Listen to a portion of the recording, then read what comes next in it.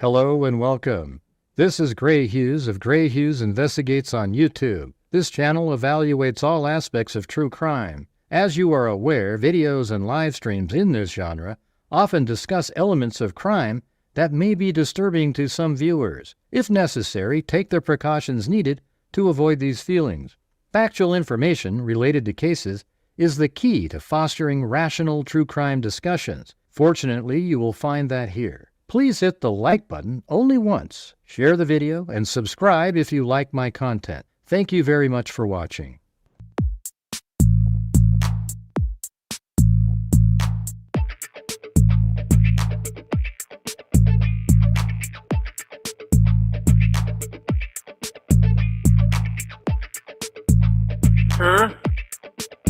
It's the house! There's mosquitoes the size of bald eagles in that dadgum swamp.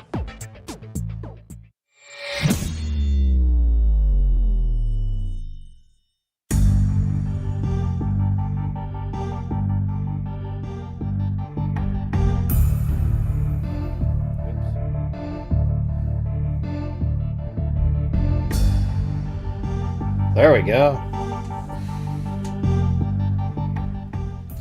Alright guys, this is our last night of normal nights. No wait, tonight and tomorrow.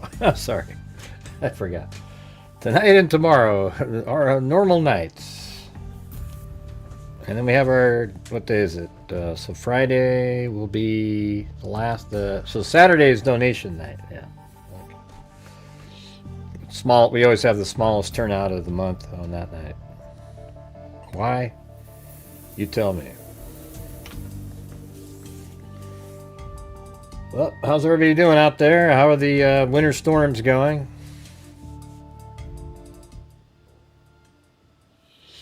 Got up kind of early this morning. Had to take my mom to, you know, like a nose, throat, whatever the rest of it is. Nose, throat, something. Doctor. Ear, nose, and throat. And, yeah, seems like she's doing pretty good. Yeah, they're doing pretty good. The dogs.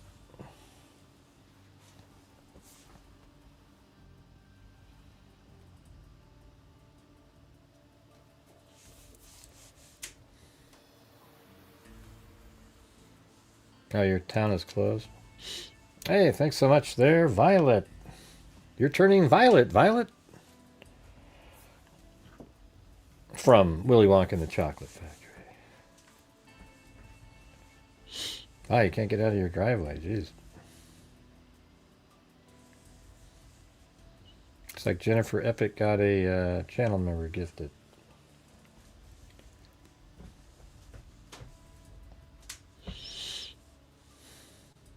Maybe we can have a good start tonight, you guys. Let's see if that happens.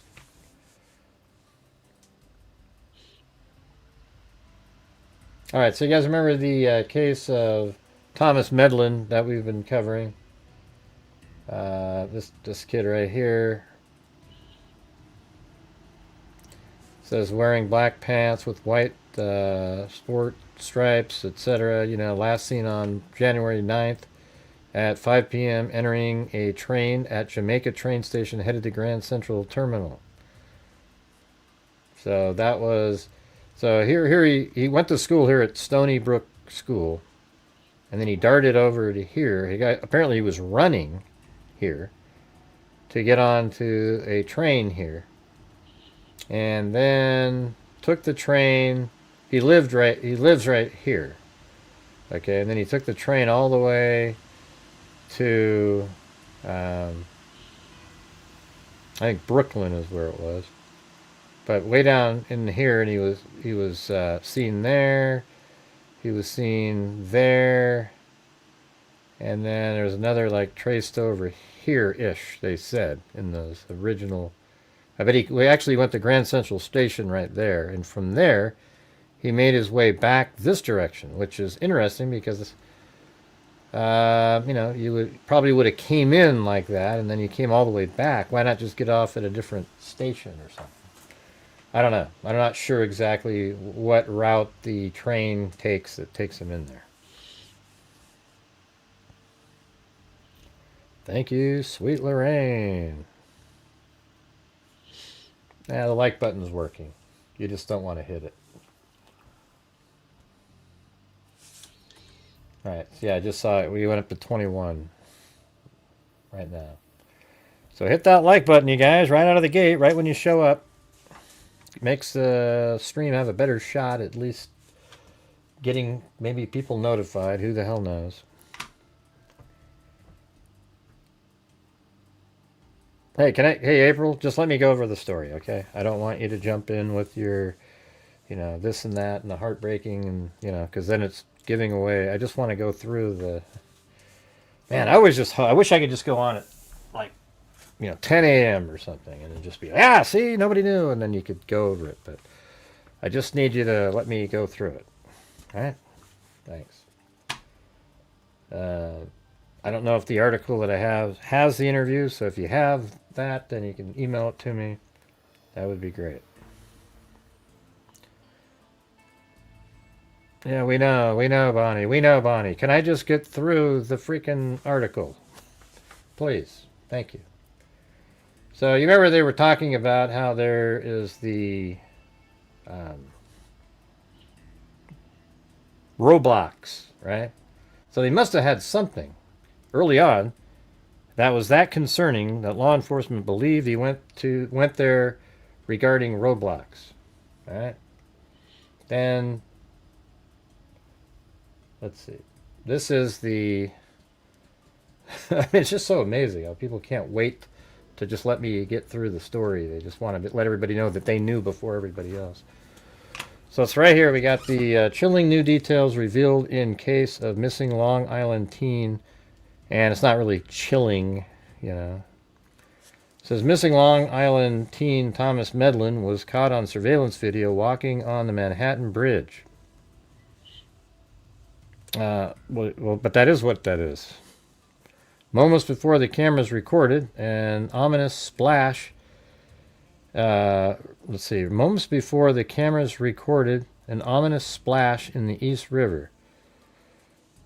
That's weird. That was sort of added there. That wasn't on that before. Suffolk County Police revealed Wednesday.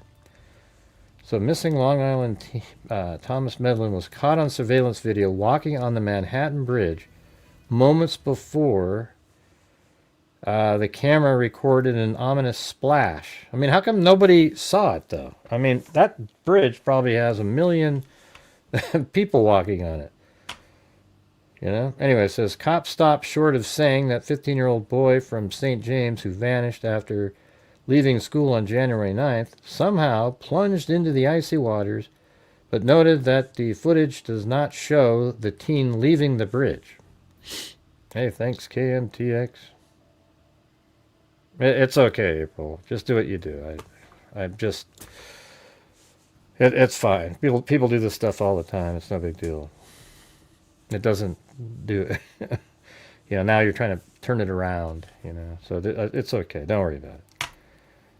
Let's see.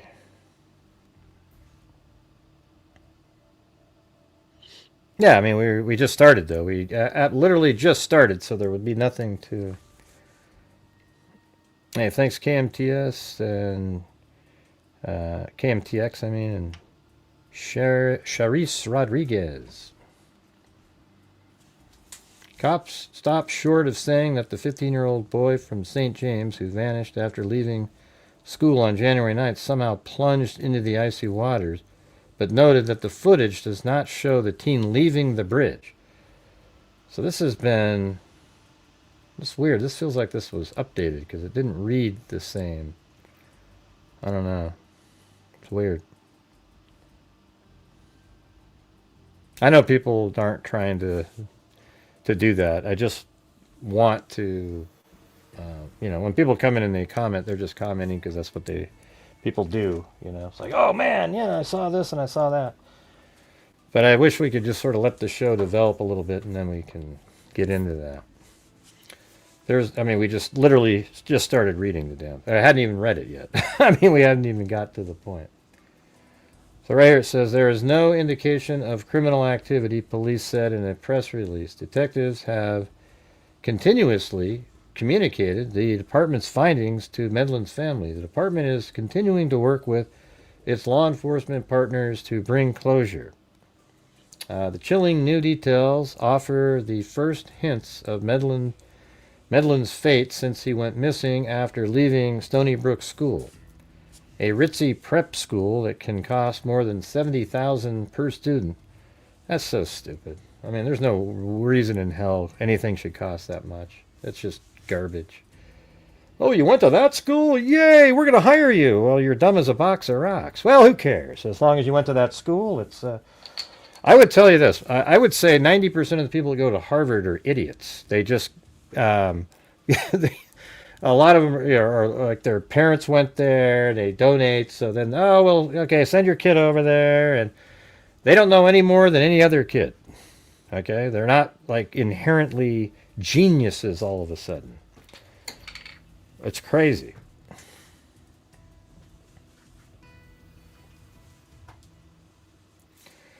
Let's see. But look at $70,000. That's just idiotic. But I guess, hey, it's free market, if you can get it, and some parents want to pay for it to give their kids access somewhere else later. Police said the teen walked off his school campus at around 3:30 p.m. on the day of his disappearance and hopped on a Long Island Railroad train to Grand Central Terminal, where he was first spotted. According to the Suffolk County Police Department, cameras then captured the teen on the pedestrian walkway on the Manhattan Bridge. So I actually had gone over there, onto the bridge itself, because there's literally, like, right over here. I mean, he would have came from this side, and I'm just trying to still... It's interesting how he would have been able to do this. Yeah, look. So, I mean, they've got these huge fences on both sides. I mean, here's a sort of a normal-looking guy right here.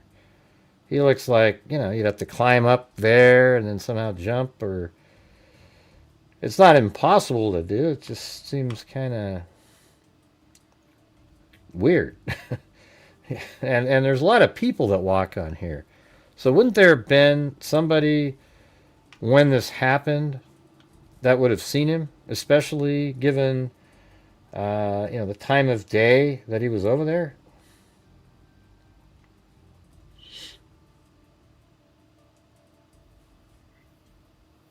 If you're still out there, April, if you've got the, I don't know, I have another article. I don't know if it has the interview in it, so it'd be cool if you want to send that over.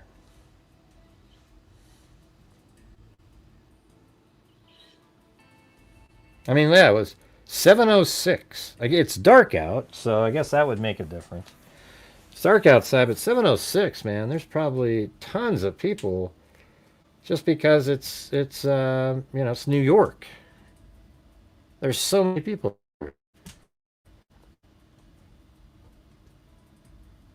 That's completely didn't reverse what I said clearly. Not really. Too many people, heads and phones.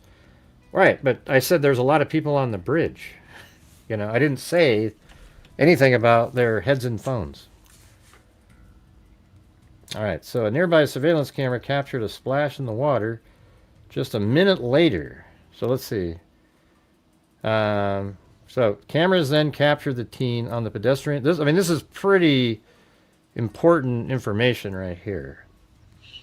It says, with his last mobile phone activity recorded at 7:09, and then a nearby surveillance camera captured a splash in the water just a minute later at 7:10, and then his phone never pinged again.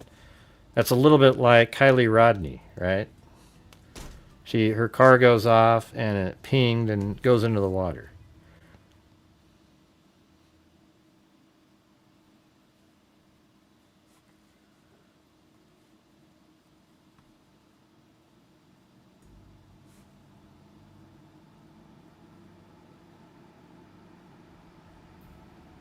Okay. Oh, you mean, okay, that's what you're saying. Okay, that's not, I kind of said it that way, but I said, you would think somebody would see him. And by the way, your headphones are your ears.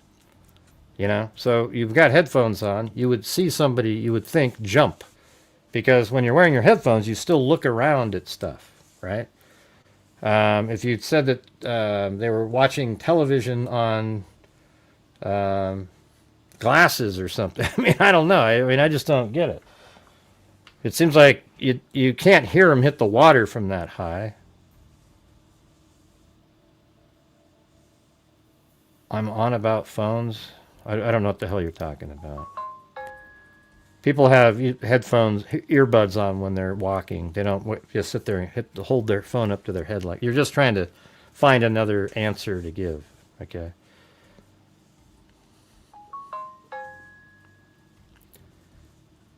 Yeah. Okay.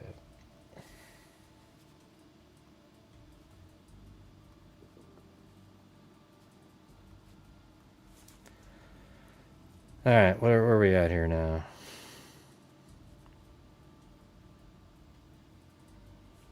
I don't know what the weather was like. Somebody could look it up and put it in there.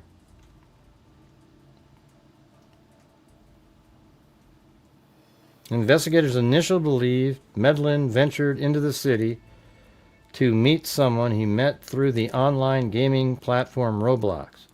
But police said they later ruled out any connection between the site and the disappearance. Roblox told the Post over the weekend that it was cooperating fully with the investigation.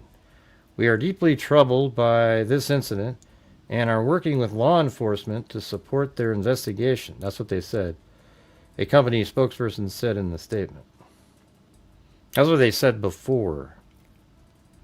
Hey, thanks, Chris O'Connell. I gotta just not care at all. Like if people are just talking about the case because they probably heard about it somewhere else. It just, I don't know why it's always something that bugs me. I don't have any animosity towards anybody. I'm just like, hey, let me get through the case, you know. But that's always my first reaction, is just one of frustration, probably for no reason. Who cares? I could still go over it for the people who didn't know about it. All right, you guys. So that's what I'm going to do. Who cares? I could come in, breaking news, and the person types it in. I'm just going to let it go. Okay? I'm just going to let it go. I'll try anyways. How's that sound?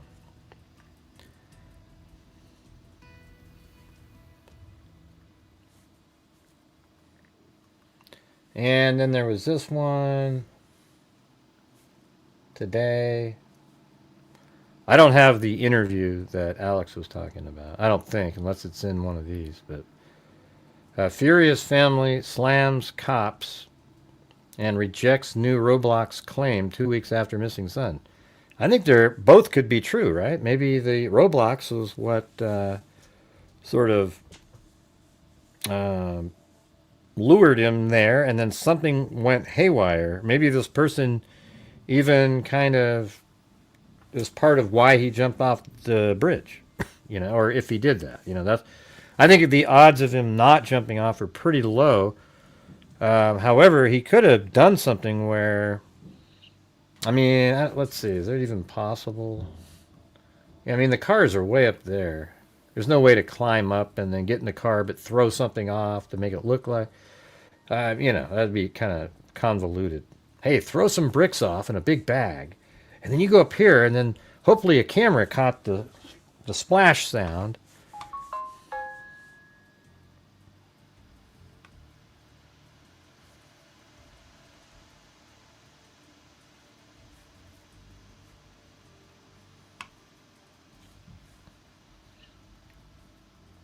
Anyways, Thomas Medlin, 15, vanished. Hey, Lanky Tour. Thomas Medlin, 15, vanished after leaving school in Long Island, New York on January 9th and was first spotted at Grand Central Station in Manhattan later that day. You know, I was kind of wondering, what's in this bag? So if you're going to, I guess one question you might ask yourself is, I mean, is that something to weight himself down? I mean, why are you bringing all this stuff to go to a bridge and jump in the water? Anybody have an answer for that? That just seems nuts. You're going to bring a bag that's really full with something, and then you go up on a bridge and you jump. I mean, unless the bag was used to weight him down somehow, why would you take a bag at all? Wouldn't you just throw it in the garbage can when you got there, because it really wouldn't matter?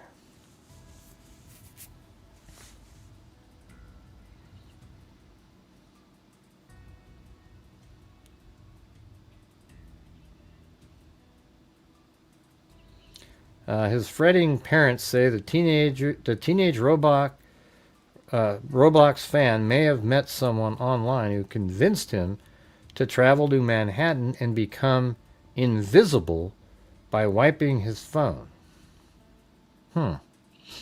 Police on Wednesday distanced themselves from pursuing a Roblox grooming, that sounds like laziness, a Roblox grooming situation while revealing security camera footage. I mean, how do you know that's not why he did it, man? You guys, you can't just drop the ball right there, you know? That's crap. While revealing security camera footage saw Thomas last walking on the pedestrian pathway at the Manhattan Bridge. An eerie splash in the East River was captured a few minutes later.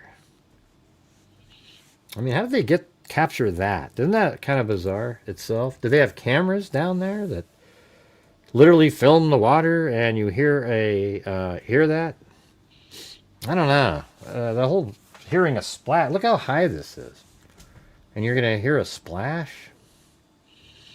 And there's people and just things. I don't know. I guess I'd have to see what... they should have released whatever that was. Police on Wednesday distanced themselves from pursuing a Roblox grooming situation while revealing security camera footage saw Thomas last walking on the pedestrian pathway of the Manhattan Bridge. An eerie splash in the East River was captured a few minutes later. Crucially, they continued, the teenager wasn't pictured. I mean, I think it's very possible he went in the water. I just want to know why he went into the water. What's going on here? I mean, what are the odds that he goes to Manhattan right after speaking with somebody on Roblox about doing that?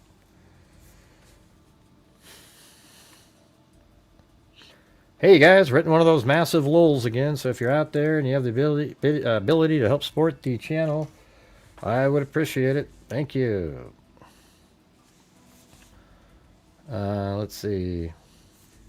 So crucially, they continued, the teenager wasn't pictured leaving the area. So he didn't leave the other side of the bridge or go back off the first side of the bridge. But angry dad Jim exclusively told the U.S. Sun he visited the exact spot where authorities are questioning the drop into the water on Wednesday and said that the cops' avenue of investigation didn't add up. See, that would be... I'd love to know what that means. The times are not correlating. They say the splash came from the Manhattan side, but if you were running from 6:58 p.m., you couldn't make it across the bridge that fast, he said. There's no evidence. There are no pictures of him coming off the bridge, and the camera angles are obscured by fences, elevation changes. He also told us there was no way he could have slipped in icy conditions and utterly refuted any suggestions of a suicide mission. Yeah, man, I think they need to keep looking at this. I was actually trying to think of something. Why don't we put our heads together and try to figure it out? What is some way that he could be on this bridge and disappear from the bridge seemingly, but didn't? I mean, my original thought was something like, if that walkway happened to be closer to the road up here, he could have like climbed up and then got into a car and went another direction. But you got this splash they're talking about. Right, so they have them at 6:59 over here, and apparently at 7, it's on the Manhattan side where the splash is. Yeah, I mean, how the hell would he get that far over there? That's pretty... Let's see how long that is.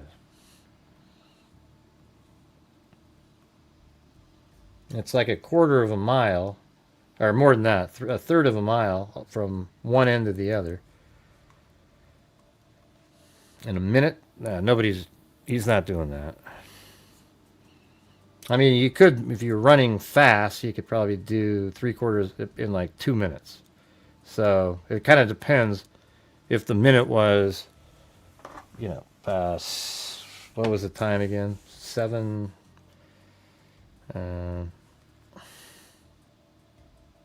It's 6:58 Manhattan, but it was, if you were running, let me go back up here. Where was that?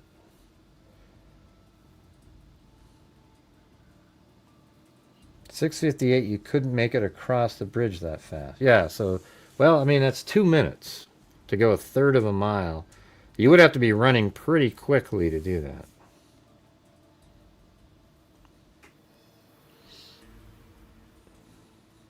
Well, do you think, is he autistic, Lanky Tor?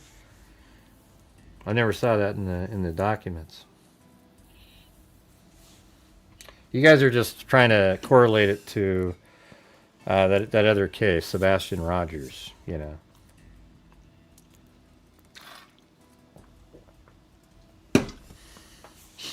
That's what I was thinking. Like maybe there was some heavy items in the bag, and then that was thrown off.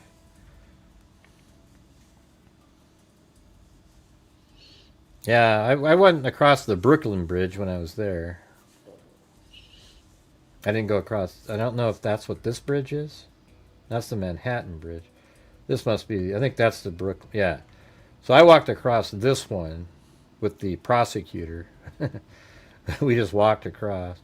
So that's also, I think, let's see. Yeah, isn't, well, I guess Brooklyn's over here. So Manhattan's in there, right?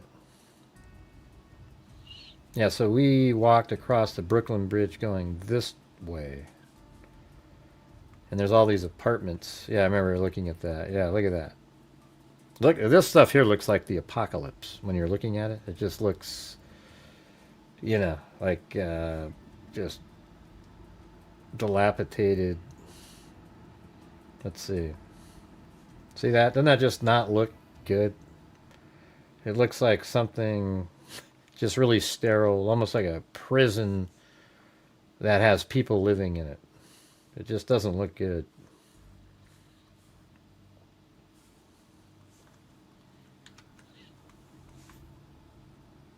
Anyways, that's the Brooklyn Bridge, and then the Manhattan Bridge is, I guess, apparently this one over here.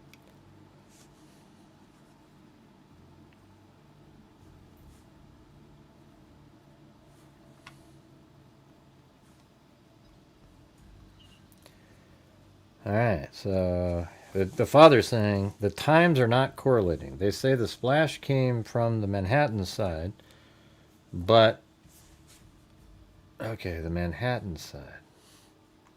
Well, that's the side he came from. You know, he was in Manhattan, and then eventually he made it over here because he was over at this Grand Central Station, and he makes it over here. He's on the Manhattan side. So wouldn't it make sense then that, I guess that's the Brooklyn Bridge. What bridge is, the hell bridge is that one? Oh, that's the William Bridge. How come it looks the same? Oh yeah, same kind of apartments. I was wondering, that just seems strange. But look, see these buildings here? They have that same look. Believe it or not. It's weird. I don't know why I thought that was the Brooklyn Bridge there, but this is the Brooklyn one, the Manhattan, and they both pretty much do the same thing.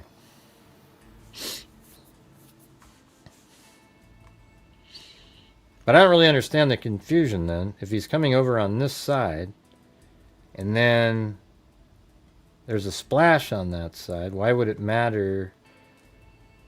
I mean, there was this thing that his phone was traced to here. I mean, maybe that tells a different story. That he didn't jump, and then if his phone made it there, how did that happen? I mean, they must have a clearer picture of this than we do.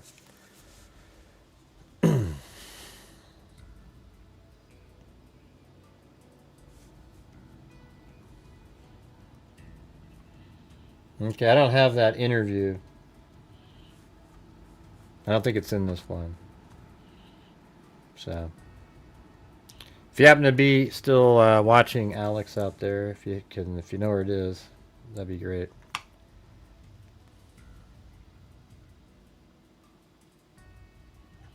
Now, there's no evidence, there's no pictures of him coming off the bridge, and the camera angles are obscured. But hey, guys, I mentioned it a minute ago, we're at a massive lull here. I need your guys' support. We got tonight and tomorrow, and then our donation night. We're currently languishing at about 1/10 of the nightly goal, so I'm not really sure how to make it when it's like this again. I thought we were on a good roll tonight, and apparently we're right back where we always are, it seems like lately. So if you have the ability to, that would be fantastic.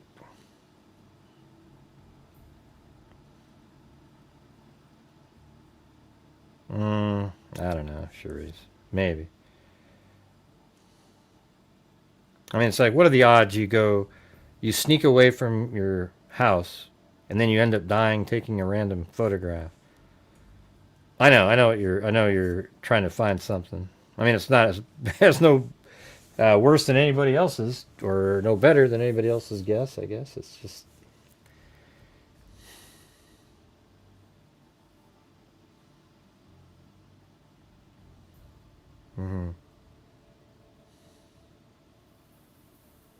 Well, he did have a phone with him. It actually stopped pinging at 7:09 at the same time the splash happened. They say the splash came from the Manhattan side, but if you were running from 6:58 p.m., you couldn't make it across the bridge that fast. But he's got this wrong. You know? Hey, thanks, Dixie Hippie. That doesn't make any sense. What the dad's saying is because he is on the Manhattan side when it started. This is Manhattan right over here. So he's on that side. So if the splash is on the Manhattan side, that makes more sense than if it was on the Brooklyn side.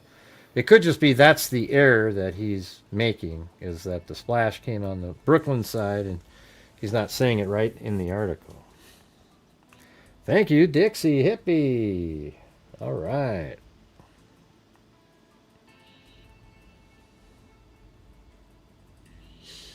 There's no evidence, there's no particular pictures of him coming off the bridge, and the camera angles are obscured by fences and elevation changes. He also told us there's no way he could have slipped in icy conditions, and utterly refuted any suggestions that he took his own life. If someone was to hurt themselves, why would he pack? Yeah, that's exactly what I just said. Why would he pack a backpack and get on a train? Exactly. You would just get on the train and go do it. Right? See, boom. See, it just shows you. We got the logic over here. Logic, reason, common sense. I don't read these articles beforehand, just to let you know. Yeah, I think he probably did mean... I think the Roblox thing is still in play, despite what they want to say. The family are worried the splash revelation may force people to conclude Thomas drowned and want cops to retract the statement, which he claims was made without the family's go-ahead. Hey, thank you very much, Lanky Tor. I used to live in New York City, and I'm a San Francisco native, it's not easy to figure out what happened. It's ice and snow. What's ice and snow? What happened? Detectives also claim there's no indication of criminal activity despite a horrifying slew of kids being abused and kidnapped by Roblox players, which have sparked hundreds of lawsuits. Right, and it sounds like they have evidence of this. I mean, I'd love to know what the parents know about the Roblox. What's going on down there? Star with a legend. Kidnapped while driving. Huh. I guess the cartel kidnapped a influencer, an OnlyFans.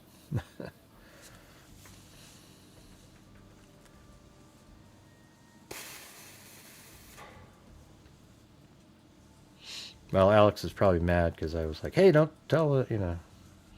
So she won't send me the email.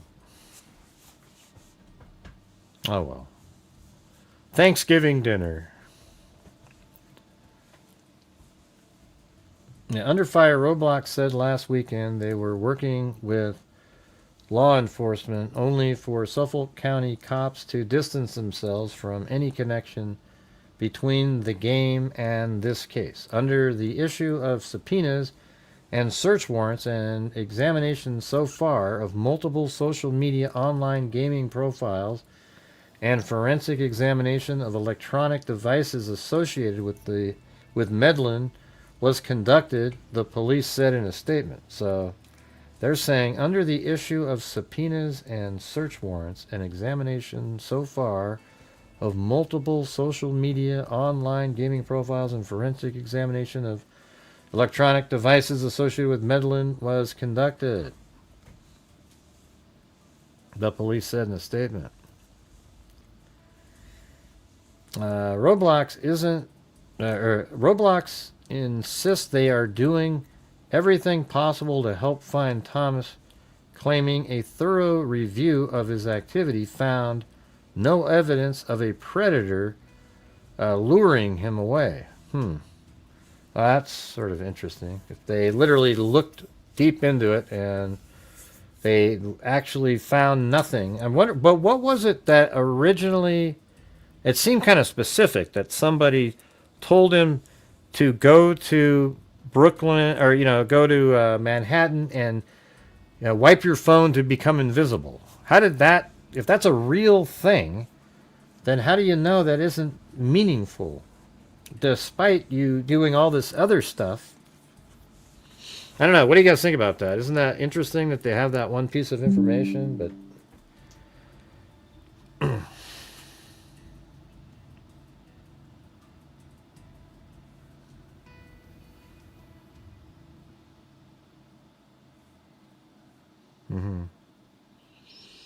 I don't know. Roblox insists, we already did that part.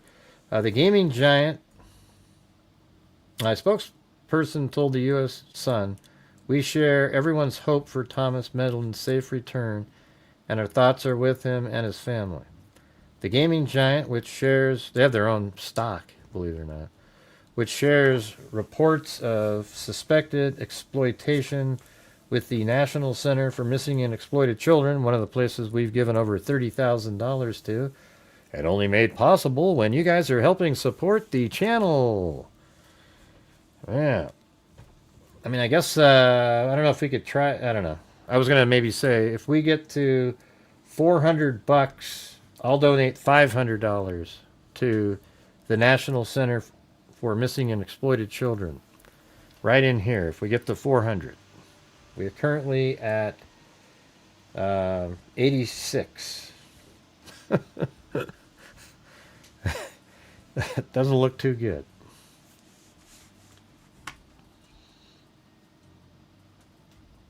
And that includes super chats and channel membership gifting.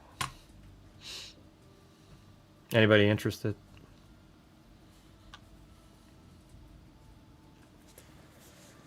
We conducted a thorough review to support law enforcement's investigation and found no attempts to direct him to an off-platform communication method. Okay, so what? Or sharing of off-platform contact information.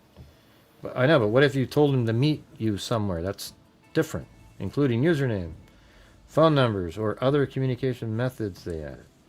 We will continue to provide any assistance we can, but Jim told the U.S. Sun he has subsequently found 3 Roblox accounts his family had no idea about. Oh, well, there you go. That's a pretty big deal. They are researching these now, he added. Suffolk County Police said the footage placed Thomas on the pedestrian walkway of the Manhattan Bridge at about 7:06 p.m. on the day he left Stony Brook School and headed to Manhattan by train. The last cell phone activity was 7:09. See, and that's sort of concerning, you know, because 7:09 and the splash sound seem to be synced together. And a minute later, a splash was captured in the river. Hey, thanks, Violet. Here is the problem. Jim continued. I walked the bridge as fast as I could yesterday in 7 minutes.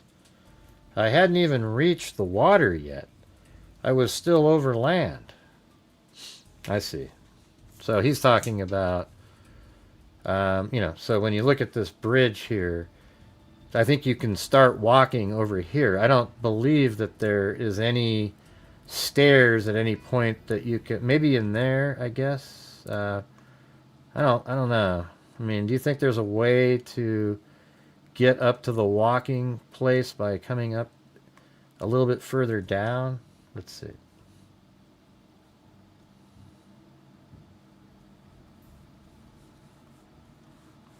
I'm not even sure what that just did. That just went way the hell somewhere. Yeah, I don't know. I mean, you would think that they would build something in here. Let's see. Usually you can see. I mean, can you come out right there and sort of join the walkway a little bit further down? Anybody know about that? Right there? But let's say you did have to go from this location where you walk here and then you just start walking and then you go through there and you're going, and then by the time you get to here, it's already way past 7 minutes in. But if you go up here through that space, and interestingly enough, he was traced to right there. So if he just walks straight down this street, he's right in that spot. You see?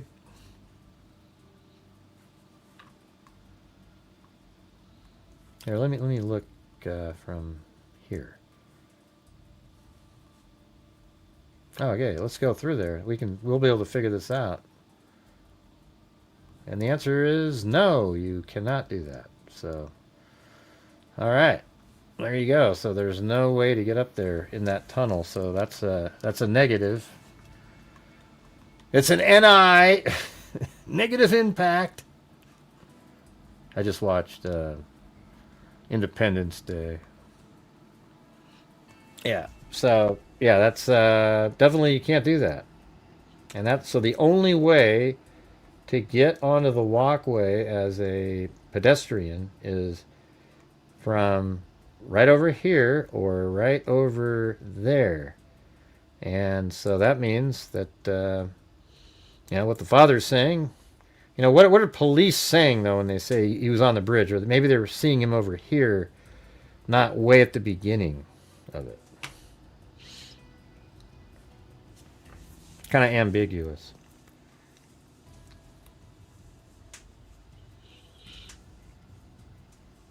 Let's see. Jim says Thomas was in good spirits after a family holiday and showed no signs of potentially wanting to harm himself or do anything dangerous. He fears someone he met online may have been guiding him towards a meeting. He never left home by himself to take trains to the city. He didn't even know how. a transit worker actually let him through the turnstile for free because Thomas told him he didn't have his wallet, which he never even owned, Jim stressed. Everything happened too fast for him to have done this alone.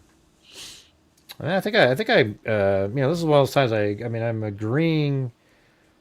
It makes more sense what the dad's saying. I mean, what was this kid depressed about?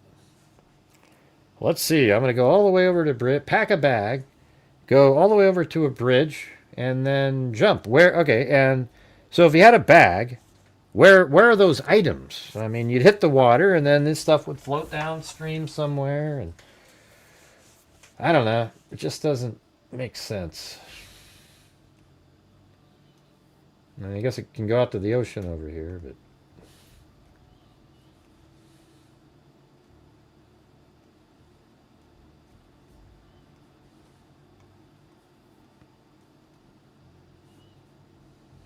Anybody here? On Chris Hansen. Oh, okay. Well, anyway, sorry about that, April, earlier. I was just, you know me, when I always like to tell the story. You didn't really say anything either, but I wonder if I just typed in, do you know what the mom's name is? I wonder if we could randomly find it. I could see why Chris Hansen would get involved. Because it's kind of a predator situation, maybe.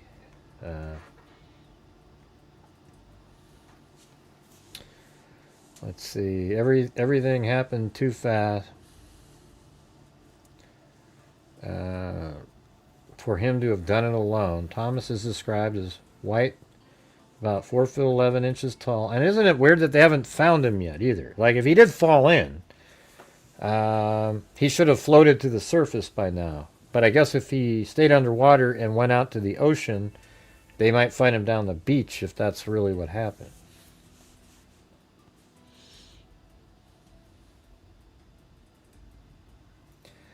All right, you guys, we need support for the channel. We keep having these lulls. If we could just get a sustained rally, we get close enough.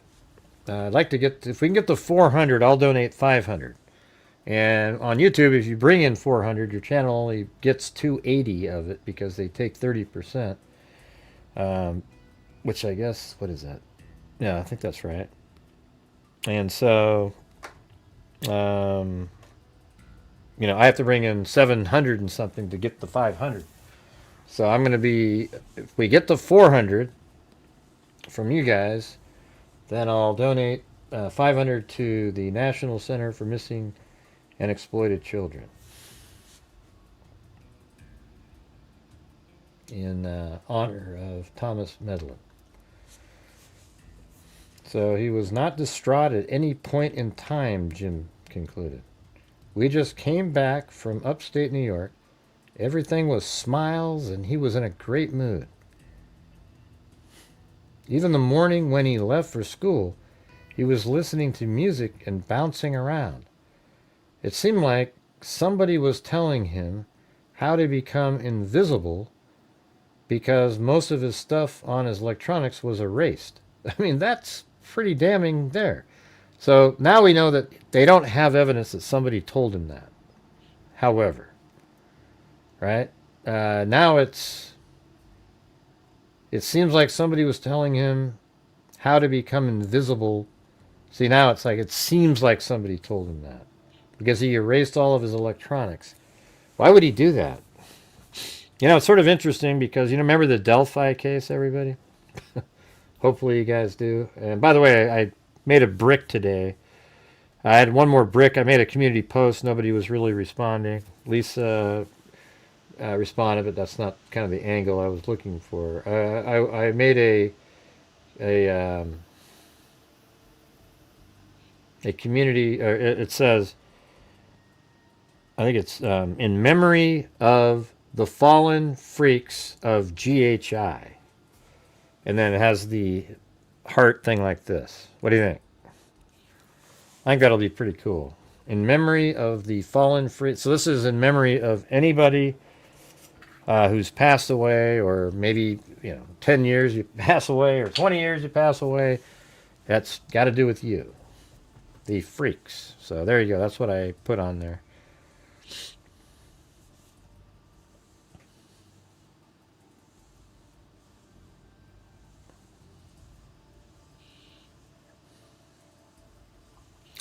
I'm really interested in those 3 other Roblox accounts they found. I think that might lead them somewhere.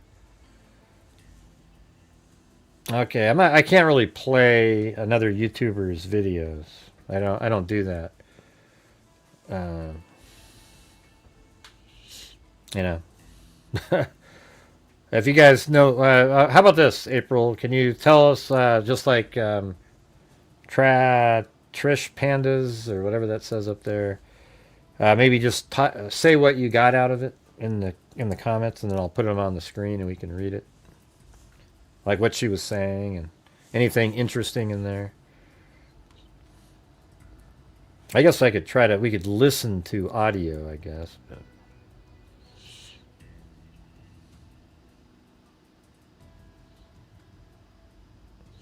Yeah, I think Blue does have his own paver.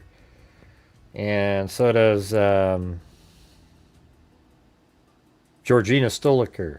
That's part of these 2 that are going in there. I think we probably always do it like that. Only thing is some people don't, I don't know if they want to be on there. I offered to put it on there for somebody and they weren't sure. It's like, I don't know. Maybe somebody doesn't want it on there.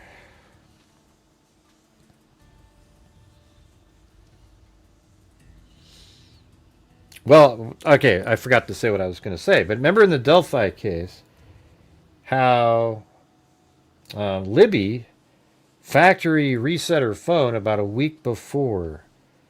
And we've always sort of wondered, was that factory reset, was that actually Keegan Kline having her do that because the Anthony Schatz character was said, "Hey, I'm a little older. I don't want to get in trouble. Can you factory reset that?"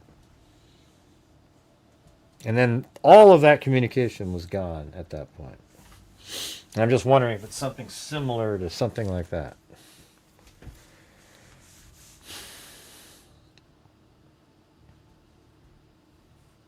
Yeah, that's what they said above there, Bruce. But yeah, thanks for sending it.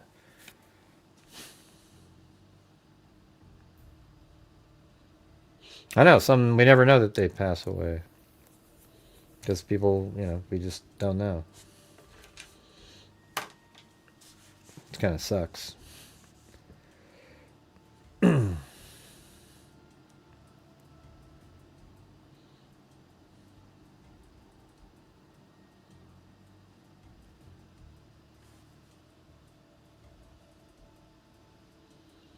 Thomas was seen on the Manhattan Bridge before a splash. That's so weird, the splash part. Doesn't anybody else find that kind of odd? Like somehow they've got a video of a splash with like hundreds of feet down below the river into the water.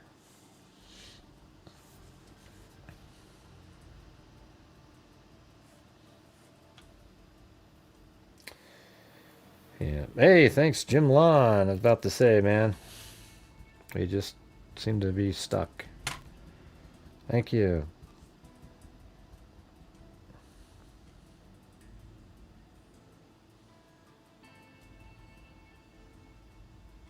She talked about him having 4 other Roblox accounts that they weren't aware of, and that Roblox hasn't fully cooperating with giving information.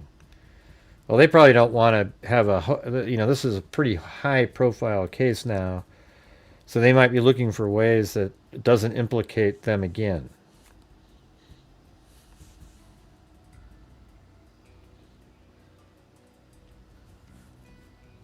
All right, let's see. Maybe we could listen to part of it and stop. I'm not going to play any of the video, though.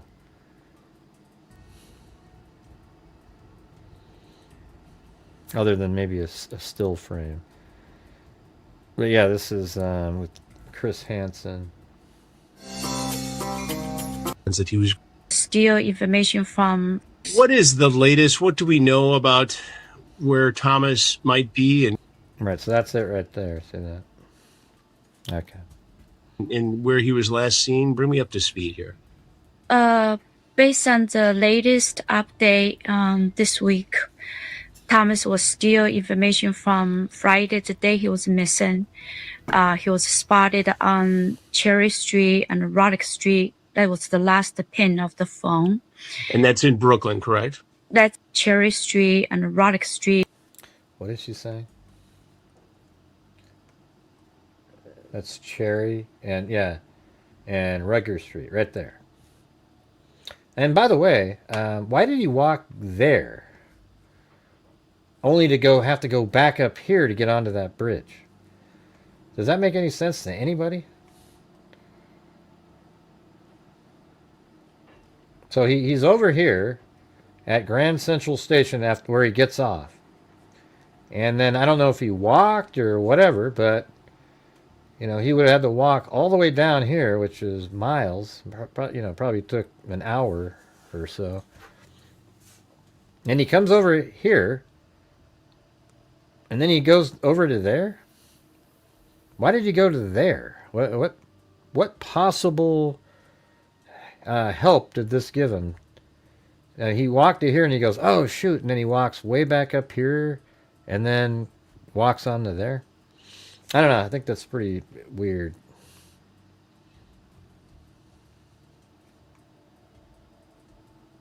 Yeah, there's no other way to get up there. So it's a little bit puzzling why he would go right there. Yeah, that's why I just don't think it doesn't feel right. This doesn't feel like the other cases where, you know, people go onto a bridge and jump. Just doesn't feel the same. That was the last pin of the phone. And that's in Brooklyn, correct? That's in the that was in the Manhattan Bridge, you know, in the Manhattan. Lower East Manhattan. Right. And as soon as, you know, in that neighborhood after the Manhattan Bridge. Got it. So after that, theoretically, he might have gone to Brooklyn or stayed in that area. We're not quite. Yeah, we are not sure at this time. What do we know about Thomas's activity on Roblox? As I mentioned, Yeah, I mean, that's where he's going to focus Hansen because of, you know, to catch a predator. Lower East Manhattan.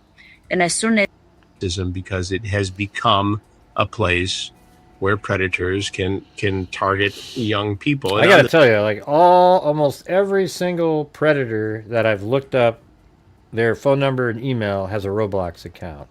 It's the craziest thing you've ever seen. The surface, you know, Thomas doesn't look like somebody who is vulnerable, somebody who would be a young man who would get in trouble like this because he's smart. He goes to a great school. He's had world experiences with his family. What do you know about this person he might have been communicating with on Roblox? So, Thomas, like you said, he's very intellectual, smart. Since he was a baby, you know, the first book we bought for him said, "Don't talk to strangers." We have been talking to him, said that, you know, online, very dangerous. Even somebody we talk to I think it flows out to the ocean. Like, say, 10 years old, 15, so maybe 50, 60. Earlier. So we have been telling him nonstop. And he's a very smart. Sometimes we're not. Yeah, I mean, I think most of these flow out, and then we go like right here, and then you're in the ocean. See, so it's not far away. I guess right over here. So let's just sort of measure it in terms of, you know, if you went like this and just float it out, and now you're in the ocean. That's 12 miles right there. But even right in this area, you're into the ocean. So right at that opening there, it's 7.84 miles.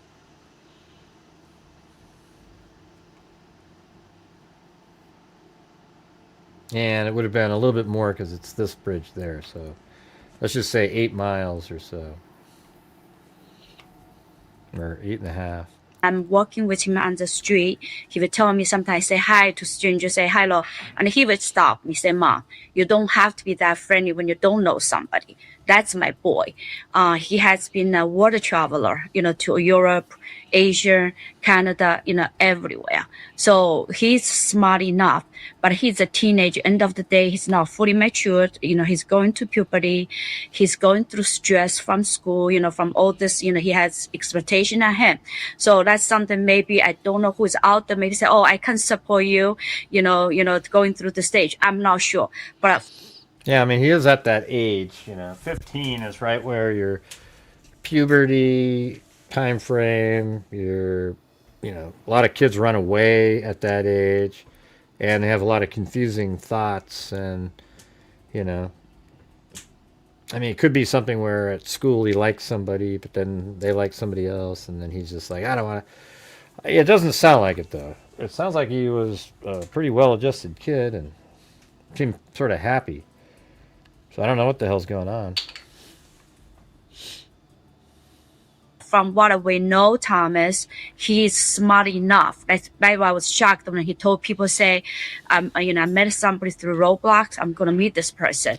That was a shocking to me and his dad, my husband. Now, what did you know, Eva, about his? Wait, what did she just say? Now, I met somebody through Roblox. I'm going to meet this person. That was a shocking to. He's smart enough. That's why I was shocked when he told people, say, But so he told people he's going to meet somebody in. I met somebody through Roblox. So they're hearing that he told somebody that. Going to meet this person. That was a shocking to me and. Well, that's kind of interesting, right? His dad, my husband. Now, what did you know, Eva, about his activity? Well, that's what we're on talking Roblox? about, Timothy. I mean, obviously, this is a game that is geared and marketed. Yeah, that's what we've been talking about, you guys. This is like, it seems like more of a catfishing. The other, well, here's the thing. If you're just new to the case, following it just a second, police said it was Roblox. They thought it was really Roblox. That's why he went to New York. But then recently, they just changed their opinion, said that they can't find anything. But then the parents found 3 more Roblox accounts. So they got to look into those, too. But police said they don't believe foul play was involved anymore because they have him. His phone is pinging at 7:09, and then a minute later, it never pings again. And there's a splash in the water that they record. That's recorded. So I don't know. It's a pretty crazy story. To children as young as 5. It's wildly popular with tens of millions of children going to this gaming platform every single day. Were you aware of his activity? I don't think they should allow any adults onto Roblox. And I'm talking about over the age of 12. I mean, what the hell are you doing as an adult anyways over there playing Roblox? Did you know what he was doing? Did you have the parental controls set up?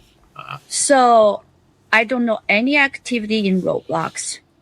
The first time when he set up Roblox, when we bought his phone, we hold the phone until the age 2 years ago. Oh, he Jesus. didn't have iPhone. We were really in strict control. I was at the Sandy, can you quit doing that with your phone? You just hid somebody again. Sorry, T-Moral, you're back in here again. But man, it's getting kind of old. I'm not sure what you're doing. You delete people almost on a nightly basis. advised by friend, people, teachers that he should have a phone to be communicate that age. That's why we bought him a phone.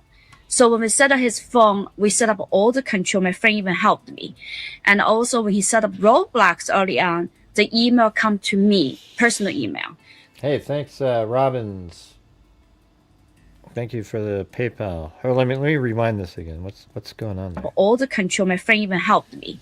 And also when he set up Roblox early on, the email come to me, personal email. So if he need to change a password or something, I will receive a notification.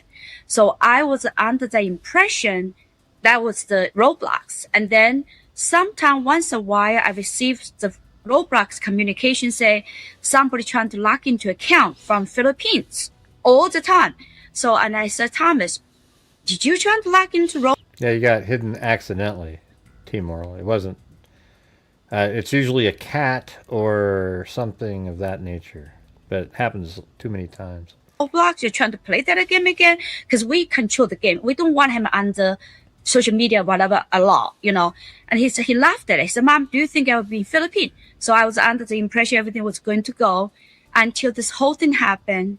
We found out he had another 4 different Roblox accounts, including the one I set up. Wow. 4 different Roblox accounts. Yeah, none of this information I think she said including, so 3 others. To me, and we didn't even know how this Roblox account was set up without the parental control. How can I never receive the email say, hey, under this account, since there was a new email set up, you know, anything, I would think something will come to me, I would be notified. No, nothing. Everything that does, everything, no information whatsoever. Until this time happened, it was like 5. I don't know. That sounds strict to you. It sounds like good parenting.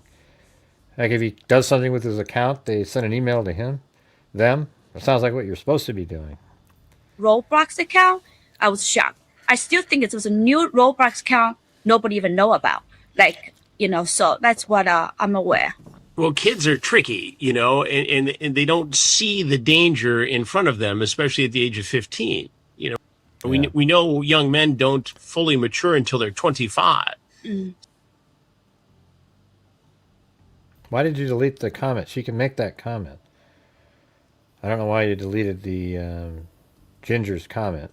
I just don't agree with it that his parents are strict. So a smart... Can we not delete those types of comments? Just delete ones that are negative towards the channel or something like that. I don't care if somebody has a different opinion or something like that. It's okay, Kid at Thomas's age is crafty, and he doesn't see the danger in doing this. He thinks it's an adventure. Yeah, because what happened, so my son also, he is smart. He doesn't use any social media. He doesn't use this TikTok. Yeah. He doesn't even use much Snapchat. He was the one who told me, said, Mom, you got to be careful with the social media, because when you go to college is going to check on all this social media. What you randomly speak, it's not right. He was the one who talked to me like that. I said, you're so smart. I said, Mom is not a social media. I don't have a Facebook. I don't have any social media usage. I only use Chinese WeChat, but I know my friends. That's what I'm using. Then who did he meet up with, Ginger? To meet up with the unknown robot? We don't know about that. He's got 3 other accounts, so now we got to see what's on those. Okay, he might have met up, discussed with somebody, or maybe he thought he was meeting up with somebody, and it turns out they were just tricking him, and then it made him sort of, I don't know. I don't think he would go kill himself in something like that. That doesn't make sense. And also, I have control of his phone every night. Every night before he went to bed, by 10:30, 11, he handed me that phone. I charged the phone. I said, I charge your phone for you. And I have his password for the phone. I know the password. I check on the text message. I think he's kind of older to be sending nude photos to somebody. Message. And I check on 15. Whatever he's using. But there's so much information for the Apple apps, hiding information for the kids. It's impossible for the parent to know what's behind it, what he's hiding. Yeah. And what have authorities told you so far? What have the police said to you about this investigation? What are they? So for Roblox this week, the lead detective, informed me they received the information from Roblox. They said they didn't find anything suspicious. They have a fully cooperated for the, law enforcement. So I was advised. But from my inside of my heart, knowing all this side information, I, research online, he was able to surpass my security, create all this, password. I don't think so. I think there's more out there. I mean, police officer, detective have been very active in looking for information, mentioning that there's something really disturbed me during this investigation. I know detectives also have been very active working on it day and night. I mean, I thank them from my heart. But during this process, it has been extremely difficult, even for the law enforcement, get the required information like from Discord, even from like a Brawl Star, from Roblox in the beginning, from the phone company like a Minko, took them for weeks to get the information. Even the subpoenas have been submitted. So far, the two still out there for the law enforcement to get the information. One is the Discord, one was the Brawl Star. The subpoena. I mean, he's on Discord and he's on Roblox. I mean, he is on every place that predators, Here's what we could look at, which is sort of similar, in the vein of what Ginger made. She didn't say that. Something. Remember a while back in the Stephen Stearns case, we went over what's going on Discord and stuff. What if he got into a situation where he had to communicate, he was having to do certain things. And if you guys remember, I'm getting kind of chills now, because if you remember, they would even convince people to take their own lives. Do you remember that? It was on the Discord servers and Telegram, and it was just like this incredible. They got him to do something, and then they used guilt against them to get them to do other things, and then eventually, once they got them on the hook, they would actually have them take their own lives. And so, man, what if that's the deal here? Man, that would make this even just a horrendous story. Because he was on Discord and Roblox, and maybe he was originally communicated with on Roblox, and then a suggestion on one of the other accounts that they haven't seen yet to go over to a Discord server, and that's where sort of this online bullying thing happened. The extortion, right, like April just typed in. Wouldn't that be crazy? I mean, that's insane. All right, guys, we're having one of those massive lulls again. So if you're out there, we're just trying to, if we can somehow get to 400 tonight, I'll donate 500 to the National Center for Missing and Exploited Children. So let's see if we can get moving here. We're currently at, we're only at 30% of like a normal goal, so we're not doing too good. So if you have the ability to, that would be great. Thanks. Was submitted on the 14th. As of today, 28th, the detective have not received any information, critical information. Roblox has said that it's taken a look at Thomas's accounts, or the accounts that they're aware of. And Roblox has said that they find no evidence of any inappropriate communications, no direction to go offline to another site like Discord, and no conversations that are outside of the normal gaming conversation. Yeah, on the one account. They haven't looked at the other three. Do you trust Roblox, given everything that's happened on that platform? For my heart, I go, because if everything's like as I said, they should have a security feature monitoring. He's only 15. He played way before this. How could he was able to bypass parental control? No security feature has been put in place to inform the parent, what this kid is doing, why he needs sort of 5-6 different accounts. That was my first, doubt. Why it needed to be. And also, some of his friends wasn't even playing with him a year already in Roblox. They have been friends, played for so long. Why? Why we couldn't be able to know, like a year later, he's still playing Roblox, but we don't know the account. We've been investigating Roblox for months, and recently Roblox has enacted age verification and some other security measures, but whatever they put into place didn't work in this case, and this is a recent case. Well, but they're saying it. We don't know if it worked or not in this one, because they're saying the investigation said there's nobody. So I'm not sure what that meant, what he just said there.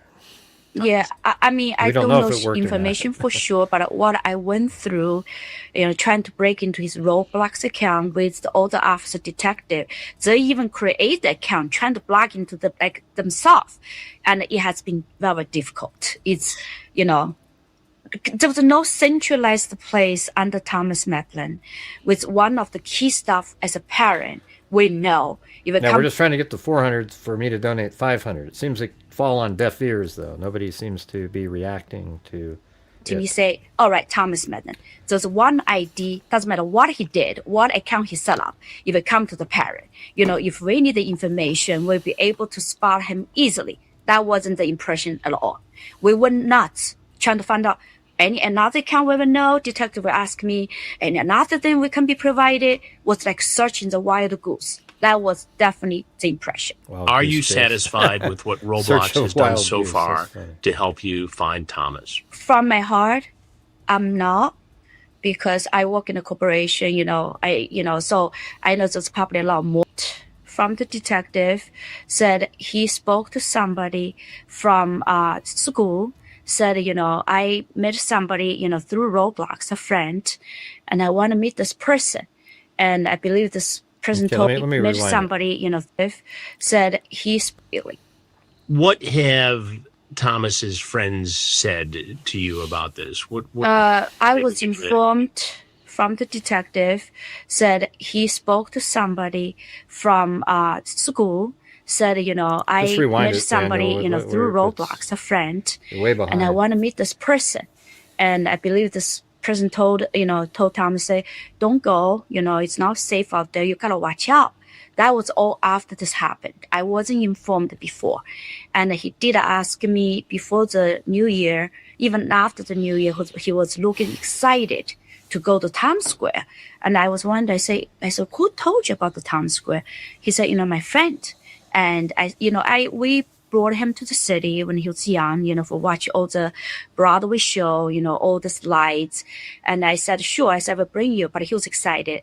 And thinking backwards, because, I talked to my family, friends, detectives, they said that maybe he trying to get familiar with the train stations, the subway, because he has never taken a train, he never took a subway by himself until the whole thing, never, because he's always next to me. Next to my husband.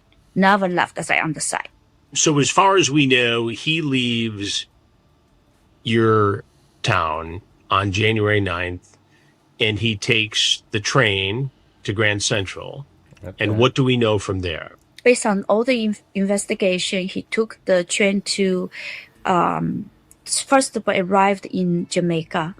And then he asked one of the students from Stony Brook School how to get to Grand Central. That's the first time he went to Grand Central. I never took him to Grand Central Station.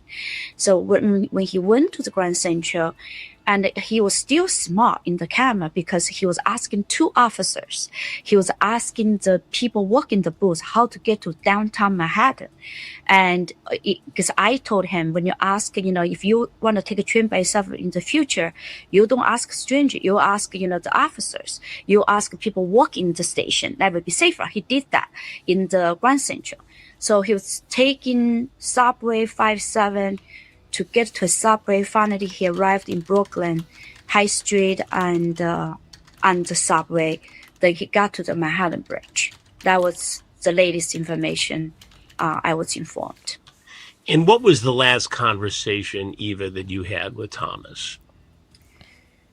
Last conversation we had a multiple conversation throughout the time.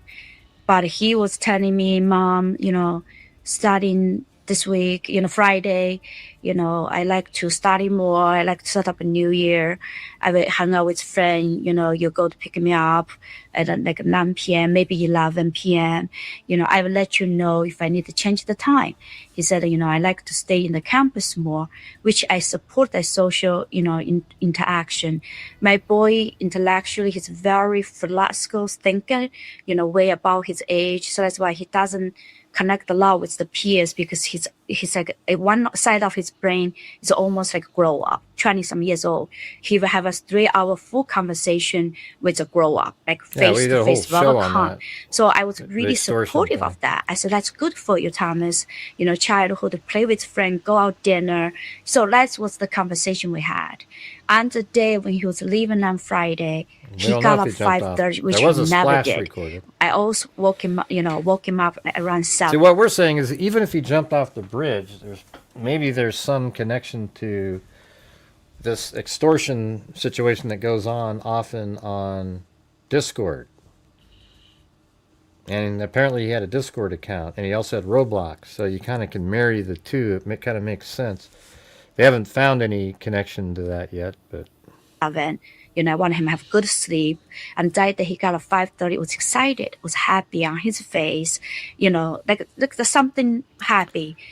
Well, anyways, I'm just gonna, you know, put the link in here. Go check it out on Chris Hansen. I want to go watch it. I'm gonna probably switch over to a different case, but I don't know. It's pretty bizarre. It seems like he had to have got onto the bridge over there. So it's interesting that he would go from up here, Grand Central Station, all the way almost to the water, and then have to go all the way back here to get onto the bridge walkway.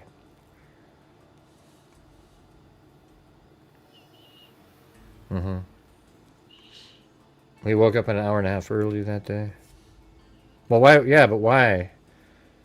Because it wouldn't, I mean, he didn't do it until after school. And by the way, why did he go to school the whole day? I mean, I guess maybe not to throw people off or something. But hey, guys, I've already mentioned it 3 or 4 times now. We're on a massive lull here. I need your guys' support. This channel relies on the super chats and the support that the people watching the show gives the channel. And that's what allows us to donate the thousands of dollars to each month. You know, it supports the channel, and we also donate thousands of dollars. We've donated last year $46,000, and we've done $276,000 since January of 2020. And I need your guys' support. I'm not just saying it to say it. All right, so it gets sort of frustrating when I say, hey, if you could please help support the channel, and not a soul responds out of everybody watching in here. So it's the only way to make it is if people are supporting the channel. I was trying to get it so we could get 400 in here tonight. Then I would donate 500 to the National Center for Missing and Exploited Children. So it's even more than a dollar for dollar donation that we're doing here. So if you have the ability to, I would appreciate it. It's I don't know, really frustrating feeling. You know, it's like not sure what to tell you. I've gone over this. I've told you guys this 7,000 times, and it's the same thing. Anyways, so I don't know where the splash was. They made it sound like the splash was over here, or maybe on this side of the bridge. But it would take longer than when they said his phone started pinging on here to get to that location there. So that's what the dad was saying. I think we're going to have to wait now to see if they find anything else in those other Roblox accounts. I'm not sure why the hell you would ever need more Roblox accounts.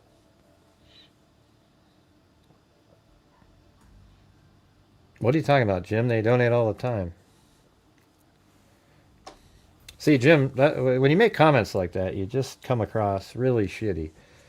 I mean, are you drunk or something? Let me ask you something, Jim. When you make comments like that, what would make it seem like it's okay to type? You know what I mean?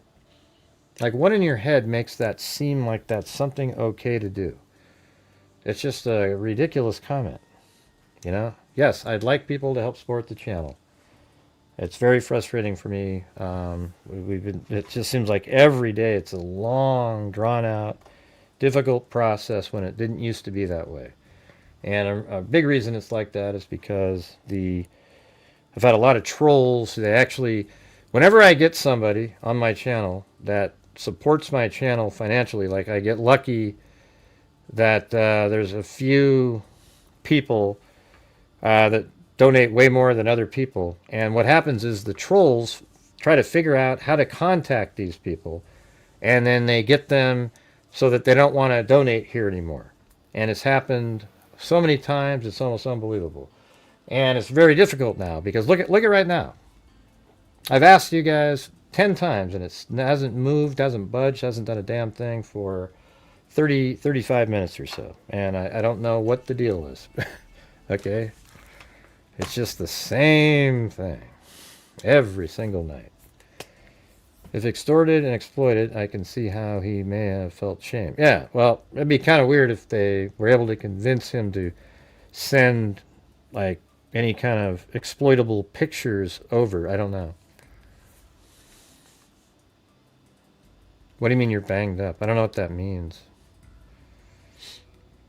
Well, thanks, Charisse Rodriguez. You already helped out earlier, but thanks again. Really appreciate it. I was looking for other people to maybe consider helping. I know people don't like it. It's like, I just want to watch videos, Gray. I don't want to do them. Well, yeah, we spend a lot of hours doing this stuff. So I would say anytime you're watching anybody's live streams, you might consider helping them. Let's see. Okay, well, don't make comments like that, Jim. It's ridiculous, okay? The moderators on my channel have helped me out over the years tremendously, and not everybody currently is in the same financial position. I don't want people to support my channel who can't afford it, okay? I've said that 1,000 times as well. Wow, thanks, Chris O'Connell. I don't have the sound anymore, but it would sound like that.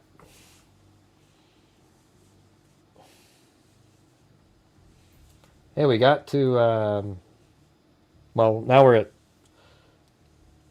well, we're not even at half of the 400, but at least we're at like, I don't know, 79% of the minimum goal. So that's good. All right. So anybody have any final thoughts on this one here? Because I was thinking of switching over to the other case. That one's pretty interesting. There's some long articles. We can work through it. It's pretty bizarre, actually. The one in Quebec, Canada. Of Liam Toman. I don't know exactly how you pronounce that. But. Oh, thanks, Chris O'Connell. Yeah.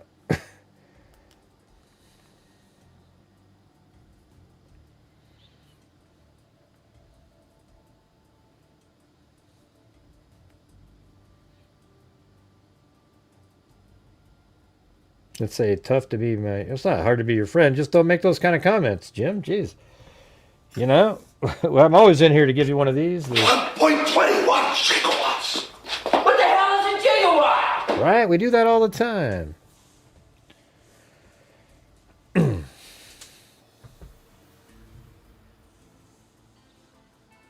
I send email to Gray. What does that mean? I send email to Gray. What does that mean? I send email to Gray. Thanks, Sandy Shirley, for PayPal.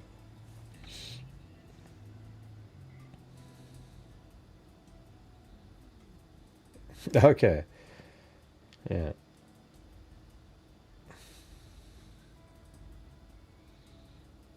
All right, where are we at now? We are at... Well, we're almost halfway.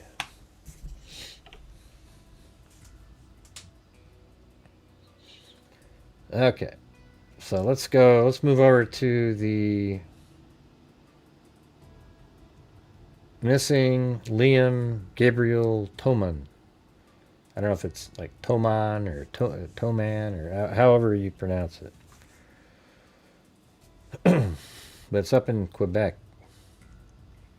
So it's really not even... Well, it's a really cool place, It looks like Europe. This little community here. It's right here at a ski resort. In fact, that's actually ski slopes right there. And then this is kind of like this parking area down below, and then a whole bunch of hotels and little shops and whatnot. There's like a little village. I think they try to make it look like that right here.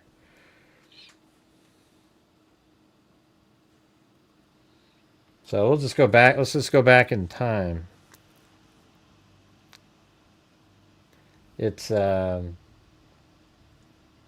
So it's Liam Toman, Toman, and this happened in Quebec at a ski resort.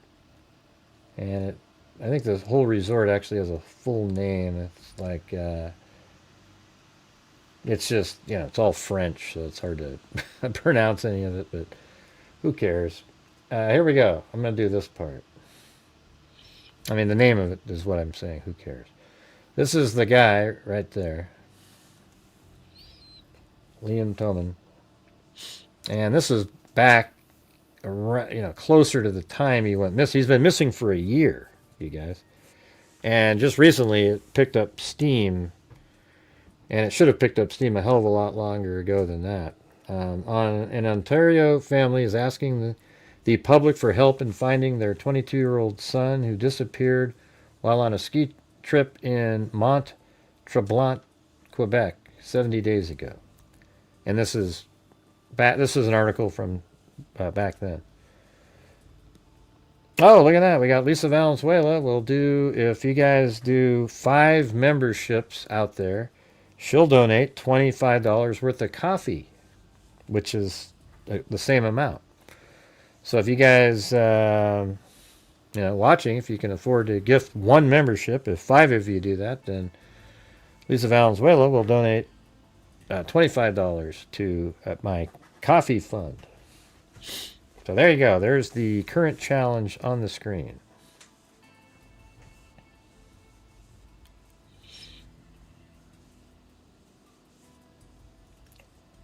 Let's see. So Liam Toman went missing at around... There's surveillance and everything in this case, so make sure to keep watching. It's pretty interesting. And there's even the vanished... Or he vanished from... it's a video called He Vanished from a Ski Resort. It's like a 45-minute... It's by the 5th Estate. And it's got like 1 million views or something. That's pretty crazy, but... I have it. I'll put that in the description and you can check it out. Jeez, these people are crazy. Smiley face. You guys are fools. I mean, give me a break. They go, smiley face drawn in blood. Jesus, these guys are lunatics. Hey, look at that. There's one by Honey Bee Fly. All right, so he went missing at around 3 a.m. on February 2nd after leaving a bar in the ski village north of Montreal after a night of dinner and drinks with friends. His parents and stepmother say he was last seen on camera walking back towards his hotel, but there's no footage of him heading back inside. A last call and texts were sent from his phone at around 3:15 a.m., and he has not used his bank account, social media, or phone since then. His mother, Kathleen Toman, of Balsam Lake, Ontario, said he'd been texting his parents throughout the evening and is normally in frequent communication with family and friends. He keeps in contact with us and tells us about his fun and what he's doing. He said in a phone interview, this is not Liam's nature to not text us. His family have been looking for Toman ever since he disappeared, while Quebec provincial police have carried out searches by land, helicopter, and in nearby bodies of water. And it looked like they really extensively covered with helicopter that location. On March 22nd, his parents say Toman's wallet was found. See, that part should have kept people moving here. Hey, thanks so much, Sharice Rodriguez. So on March 22nd, so this is 40 days or 50 days after he disappeared, his parents say Toman's wallet was found outside of Mont Tremblant, not far from where he was last spotted. Well, I mean, hell, that's Mont Tremblant is right over here. I mean, how many miles is that? That's not... They said outside of, but I mean, that's 6 miles, so, maybe it was found over here somewhere. But, I mean, how did his wallet get over there? That's crazy. How does that even make any sense? I guess maybe, it's possible this whole area is called that, but I don't think so. It's right here. That's the name of this area. Yeah, that's right. So, I don't know. That's kind of an odd thing. Let's see. So they found his wallet far from where he was last spotted. That launched a second police search, which included helicopters, dogs, ATV searches on horseback, and volunteer search and rescue groups. A provincial police spokesperson confirmed, hey, thanks, honeybee fly. What are we at? Is that 3? Or it's 4, right? We're at 4 of those. So we need one more, you guys. Let's see. That included meeting with witnesses and reviewing video footage. The family has spent several days in Mont Tremblant, handing out flyers and raising awareness, etc. His father, Chris Toman, says the Mont Tremblant area is crowded, and the family is hoping someone might have seen something that could help trace his son's whereabouts. And by the way, there was money in the wallet, and that was missing.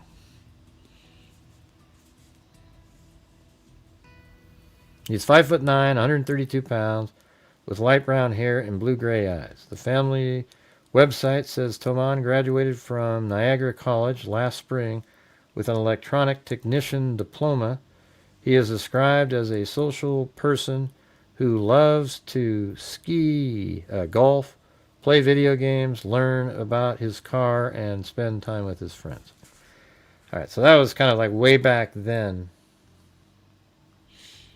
And then I think there's another one, another article around almost exactly the same time frame.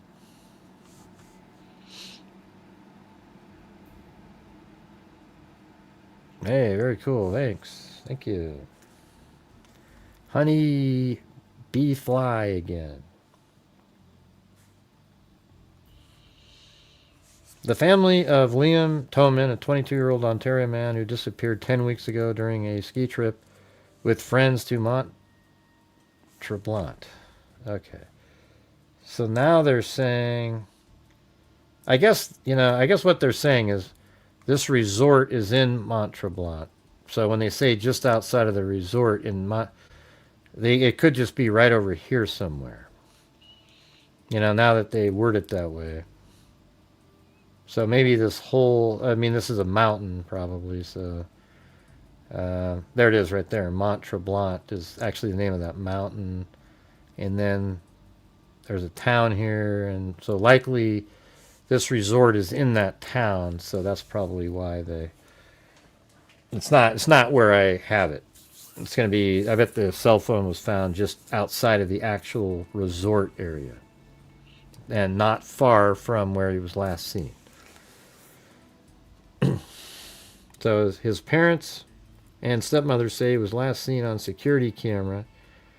He went missing shortly after 3 a.m. He had a late dinner Saturday with his friends, and then I think he was kicked out of the bar at 3 a.m.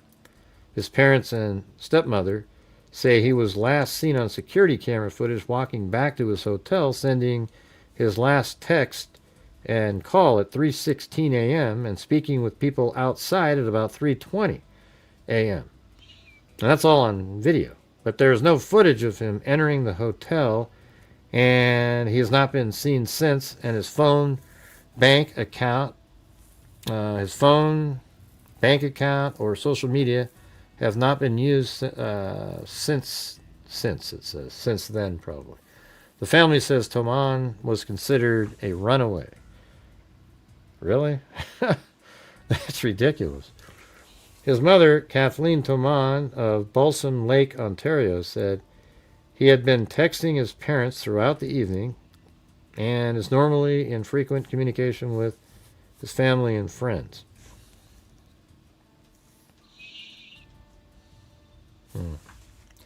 On the morning of March 22nd, 7 weeks after Toman went missing, and as the snow was starting to melt, Toman's wallet was found near a parking lot not far from... Okay, so I think that the parking lot's right here, this area. So his wallet was found over here, somewhere in this area.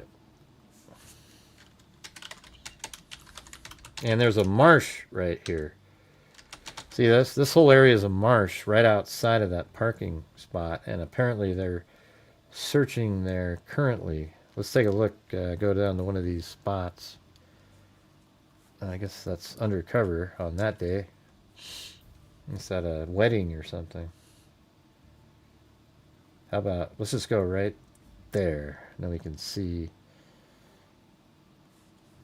Yeah, right, wow. So that parking lot's right over there, and this is just absolute marshy, swampy area. Isn't that amazing, the different look that has? It's so much hillier. It goes up, up, up, up, up, up, up, all the way up there. And then here's the marsh again.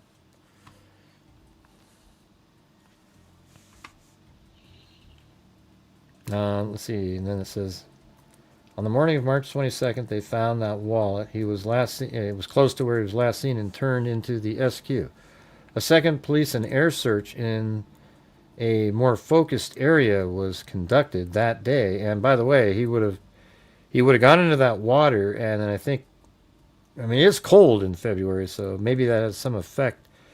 But it seems like his body would have decomposed after a while, but maybe really cold water affects that, and I don't know how warm it ever gets there.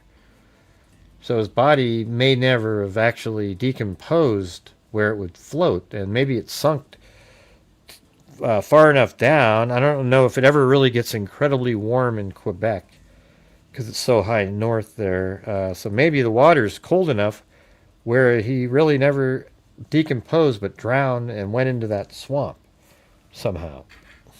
And you know, maybe they need to get in there with divers or whatever. I don't know, but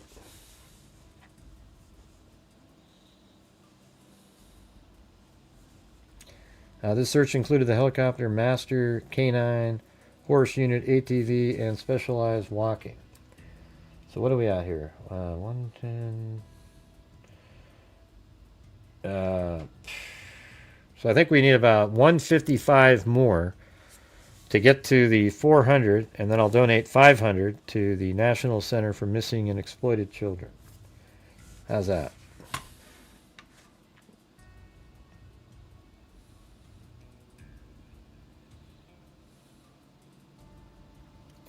The family is asking anyone who was in the Mont Tremblant area around the time of his disappearance to check any camera footage. It's a popular spot, a lot of foot traffic. Toman is described as 5'9", weighing around 130 pounds, with light brown hair and blue-gray eyes. His parents and Chris's wife, Laura, say they remain focused on finding him, and they are grateful for the outpouring of support they've received. We're numb, and it's surreal, Kathleen Toman said. A nightmare, Chris added. SQ spokesperson Sergeant Audrey Ann Bilodeau said on Sunday, as the snow melts, the search for Toman will continue. And a lot of the family members are saying that the resort didn't really want to help out much because it's such a lucrative time of year. They didn't want to scare people away. I don't generally buy into stuff like that, but you know, something like this, I could see that. I mean, it's also winter, so you can just go, oh, he ran away, yeah. Nothing to see here, folks, and then you start looking in the off season. All right, so then this is now, basically, this is from January 17th. So this is a really long article, and it'll be cool, I think, to go through it. You know, we can work through it. It's Daily Mail, but it has different images in it. And then also, here, I'll just make one in that folder.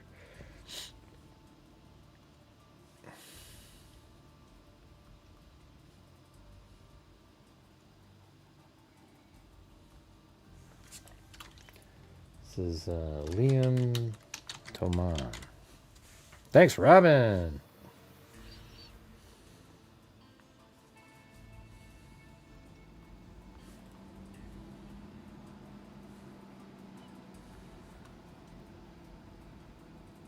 Okay, so in that documentary that was done by the Fifth Estate, they had some surveillance that had been released, so I just kind of grabbed it from there. But let's go through the Daily Mail article. Are you guys finding it mildly interesting? It's pretty weird, actually, when you start looking at it. Thanks, Roger Smith.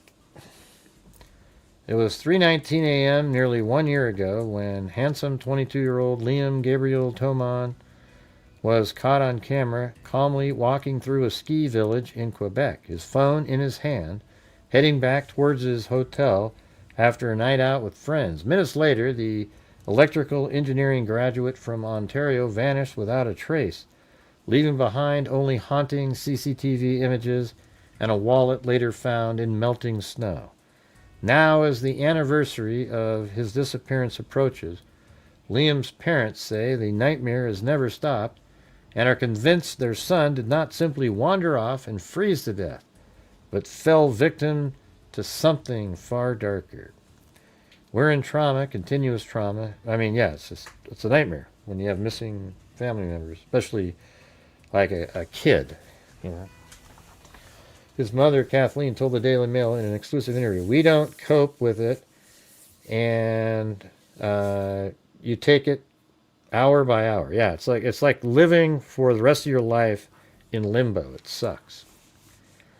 She admits she still struggles to process what has happened. "I still can't even digest the thought that Liam is missing. It's surreal. The family," she added, "is now in therapy." Liam's father, Chris, who spends a few minutes every morning in Liam's bedroom, says they're suffering ambiguous grief because they do not have closure. We don't, yeah, right. So you basically, these people, when you have a missing person, you feel grief for the rest of your life. There's never a time, you know, like when you lose a family member, you grieve for maybe, God, I don't know, sometimes a year, 2, 3 years. But then at some point, you get back to being able to live sort of a normal type of life. You don't get to ever live a normal life again when you have a missing person until there's resolution. Either you find a body or you find the person. And then sometimes when you find the body, if it's determined that they were killed by somebody else, then it opens up another limbo. Well, now you're trying to get justice. So the best case scenario would be to find somebody alive, but the second best scenario is to find the remains of somebody and it's determined that they died of natural causes, you know, whether it was, you know, from the exposure or something like that. You know, if it's then it, but because if it's a homicide, then you spend the next whatever years until, you know, you might spend the rest of your life never getting the answer to that one. Yes, right. It's just the not knowing, T-Moral. Liam Gabriel Toman, 22, pictured left with his father, vanished without a trace during a ski trip to Quebec. And then, so this is him at 3:17:45 walking right here, right? And there's a whole bunch of different photos. We can just play these. I have the videos of these. And then maybe we can try to map them out a little bit later. So there's one there. They kind of showed on a map generally where this stuff was.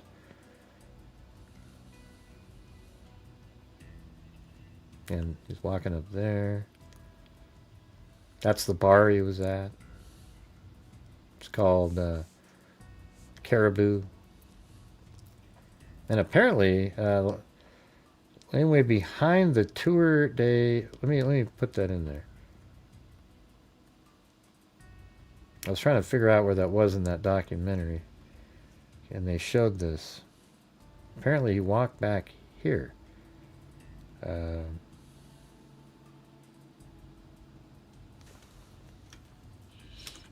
me put that in there.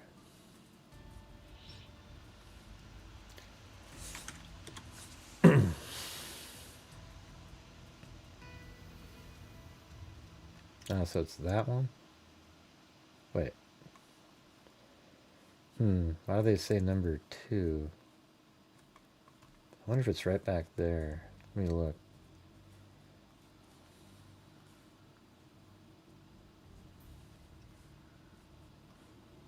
Okay, let's just see. There's that little thing right there. Does that show up? Yeah, this looks pretty good. I don't see the grass, but you wouldn't that time of year. That kind of seems like that's right there, though, doesn't it? Okay, if I turn around, is there a mountain that you can see?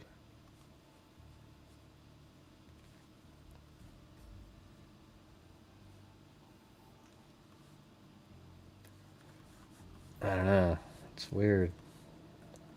Definitely seems like it could be that.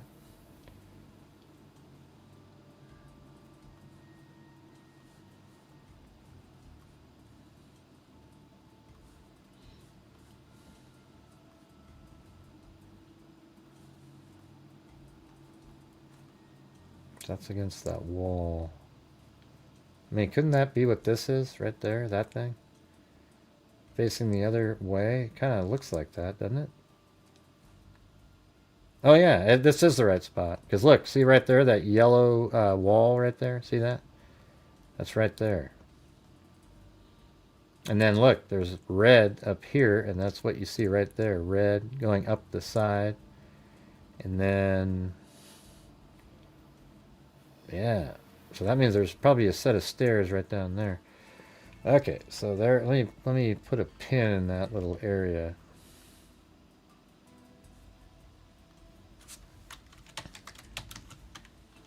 Behind there. Okay, got that.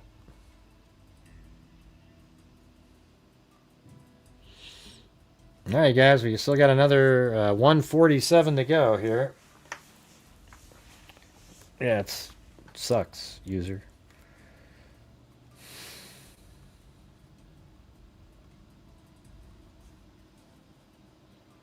Put a message on that.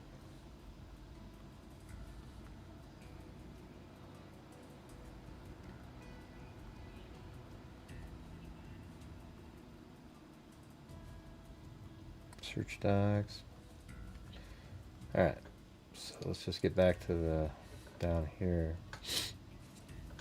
Liam disappeared in the early morning hours of February 2nd, 2025, during what was supposed to be a 4-night ski trip with friends at the Tremblant Resort in Quebec. 7 weeks later, a chilling discovery deepened the mystery. His wallet was found in the melting snow, still containing his driver's license, debit card, and hotel access card. But there was cash missing, I guess.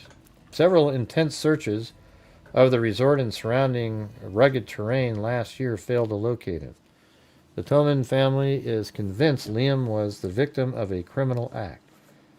And, you know, families often, you know, I mean, you could even make the same case in the case that we were just covering earlier. It's like you want, if something happened to him, you want to have an explanation that doesn't implicate the person that's missing being involved.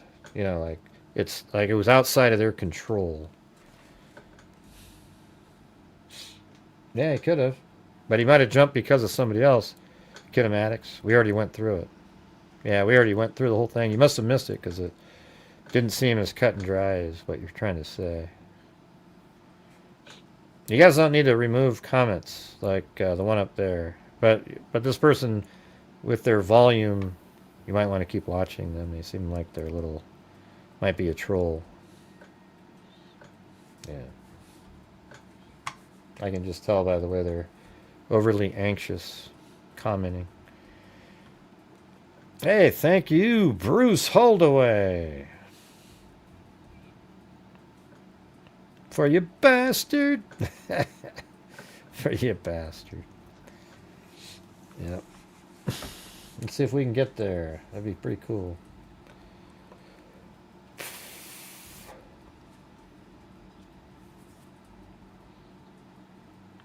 We don't know if someone set him up or there was a robbery that went a little sideways. We feel in our hearts that there's somebody else involved. Sergeant Catherine Bernard of the, I can't pronounce that, SQ, Quebec Provincial Police Force, told the Daily Mail that investigators have not concluded that foul play was involved. The family flatly rejects that assessment. All hypotheses are being explored, she said, adding that the police force continues to seek information from the public.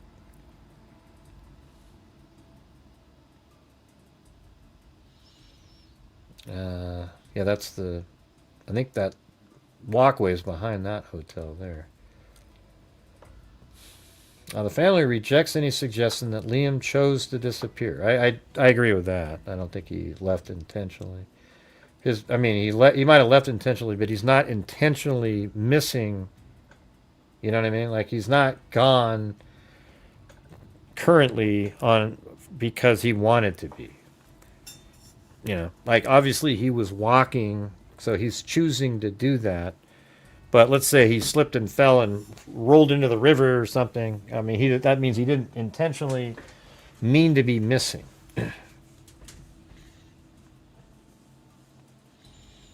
Yeah, they bring 2.5 million visitors every year to this place. Most come during the winter months to ski. Right, so that would make it so that they wouldn't want bad publicity, I guess, during that time. The landscape is dotted with multiple million-dollar homes built for Canadian hockey stars, corporate executives, and celebrities. Michael Douglas and Catherine Zeta-Jones owned a Mont Tremblant retreat from 2005 to 2018. The main draw to Tremblant and an American-owned ski resort and is its pedestrian village filled with hotels, shops, bars, and restaurants. Now, walking around Tremblant is impossible not to see Liam's face everywhere. There are flyers in the windows of many of the businesses and posters all over the village. And he's walking right there. And that's where the bar that he went out of at after 3 in the morning. And then here's that walkway again. From behind there. I think we were just standing right up there a minute ago. A lot of people ask about it. Said Stephanie Prul, I don't know how to pronounce that with the X at the end. I'm sure it's French again. Who works in the village. They want to know what happened, but there's really nothing to tell them because no one knows. What is known is that on January 31st, 2025, a Friday, Liam and his friends Colin Lemmings and Kyle Warnock drove 5.5 hours from Whitby east of Toronto to Tremblant and checked in at the Tour de Voyager 2 hotel at the base of the resort.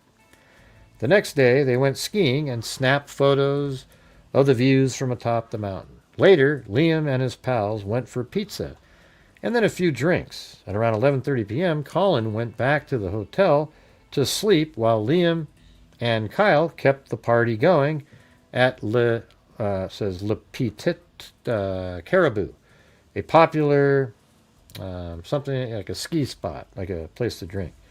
Liam and Kyle eventually lost each other in the crowd, and after getting no response to his text messages to Liam, Kyle decided to call it a night as well. Don't know what time that was. When Kyle and Colin woke the next morning, Liam wasn't in the room. So they figured he would just come back to the room.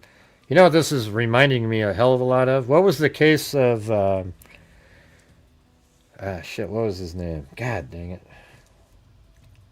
Remember the one that he was on Reddit in those forums and then he went into a manhole? It's kind of similar to that in a way. It's weird. He just sort of disappeared. You know, but you remember that one? What was his name?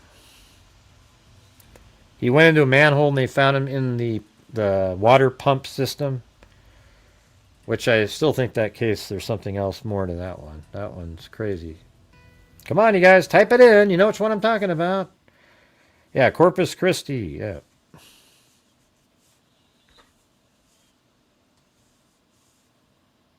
Yeah, Caleb. Yeah. What was his last name? Caleb. Man, jeez, man, I can't remember. Yeah, it is. I think it is Caleb, I think.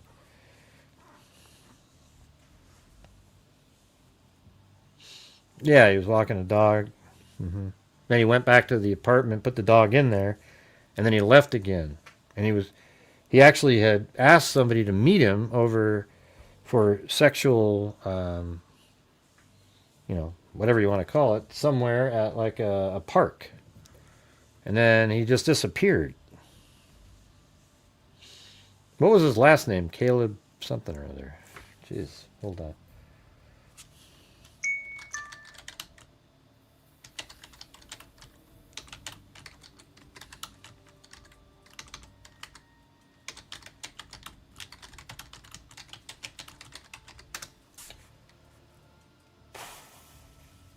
Caleb Harris. There we go. That was pretty easy. I found it. All right, guys, we need another like 120 something up there, and then I'll donate $500 to the National Center for Missing and Exploited Children.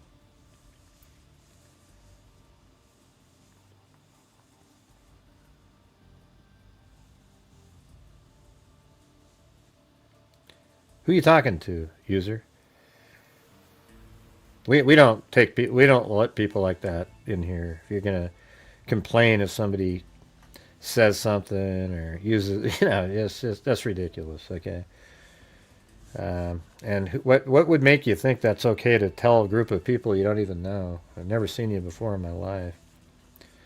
The bar reminds me of the Nashville case in the river. Yeah, it's a little bit like that too, right? I was thinking of him as well, earlier today. But if what's his name again? Yeah, we did that one a lot too. So yeah, I mean, both of those are at the same time. Riley Strain, right? So there was two of those. Those two cases happened right around the same time, and I remember thinking, man, these seem so similar, And so yeah, there's a whole bunch like that. I just said Strain, yeah.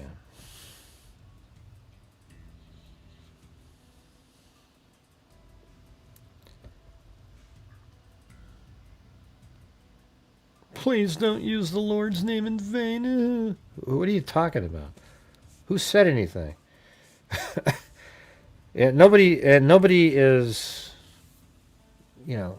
trying to diss on God or something when they say something. All right? And I'm sure he doesn't care. I'm sure he cares more about the pedophiles and everything than somebody saying something like, Jesus, God.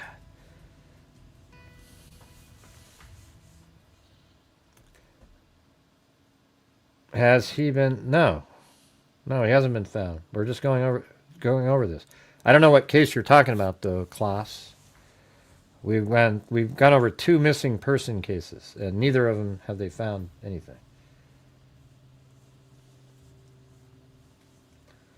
Let's see. So Liam and Kyle eventually lost each other. So remember, the one friend went home at 11:30. The other 2 stayed out, and that was Liam and Kyle. And Kyle went back because they got separated. He went back, but Liam was still out there. And then Colin's the one that went home at 11:30. And when they woke up in the morning, just like in the Caleb Harris case, the roommates didn't see him there, or the roommate.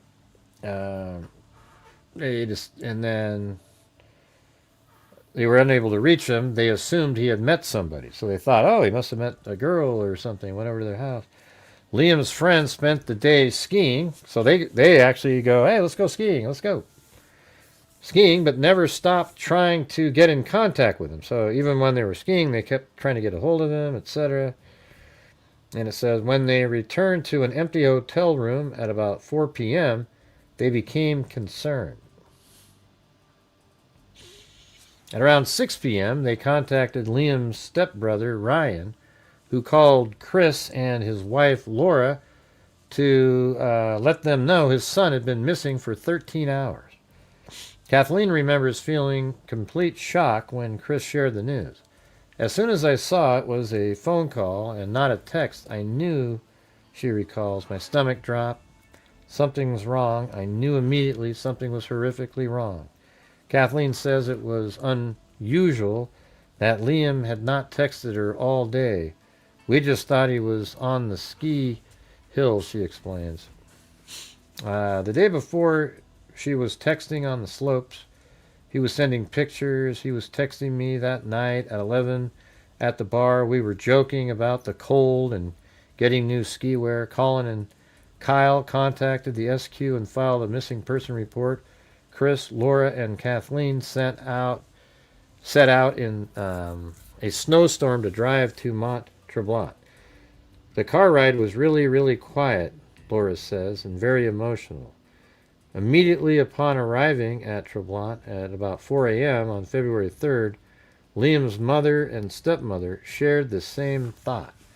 You know that feeling they were having? That's why parents get so angry when irresponsible kids just disappear and then they don't answer their phone because they're doing something, and then later they respond. And look at all the stuff. Like, what if he was just sitting there and he was with some other girl and then he just shows up? Look at the horror he put the family through. But that's not what happened. This is something real where he literally is gone, disappeared.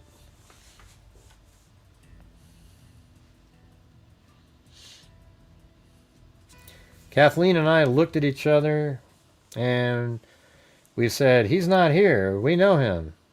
That sits in my mind still, Laura says. He's not in the snow. He's not there, Kathleen adds. We just couldn't fathom it. We were numb. We were completely numb with shock. Chris can't help wonder what might have been different if Liam's disappearance had been reported hours earlier. The police said that they know sooner than... What's that say? The police had said that had they known sooner, they may have had a better chance of locating him via his phone. It's harder. I wish a lot of things could have changed that night. Anything that would have helped track him. Yeah, I mean, what about the phone? Don't they have records of like where the phone literally went? Kyle did not respond to an interview request, and Colin could not be reached. The SQ launched an extensive ground search that involved 100 officers. Come on, you guys, we're getting so close. Let me get the numbers for you again. Let's see where we're at. 100 officers, resort security staff, and volunteers from a search and rescue organization on foot, snowmobiles, ATVs, and horseback. All right, hold on a second. I got to do the math.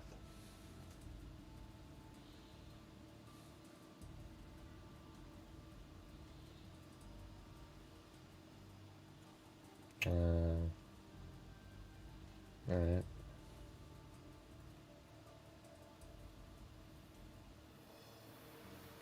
Oh, it looks like, I'm guessing that's Marty. All right, hold on. Thanks, Marty. It's just a guess. I can't tell.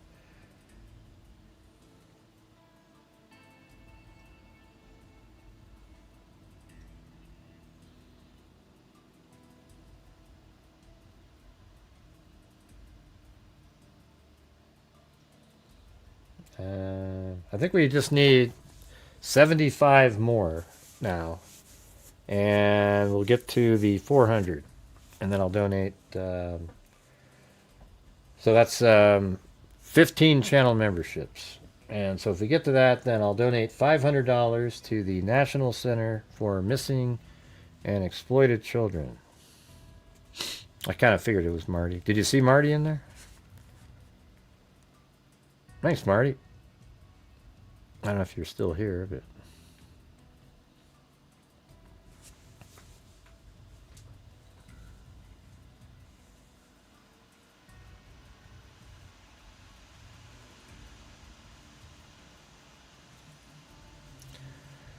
The SQ launched an extensive ground search that involved 100 officers, resort security staff, and volunteers. Divers probed a nearby lake and swamp. See, that's right next to that parking lot, and a helicopter flew over the terrain using infrared scanners.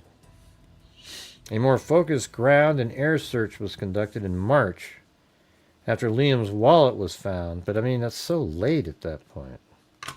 Additional searches took place in April and early November. Well, thanks. Thank you. All that investigators have shared publicly is a timeline of Liam's last known movements.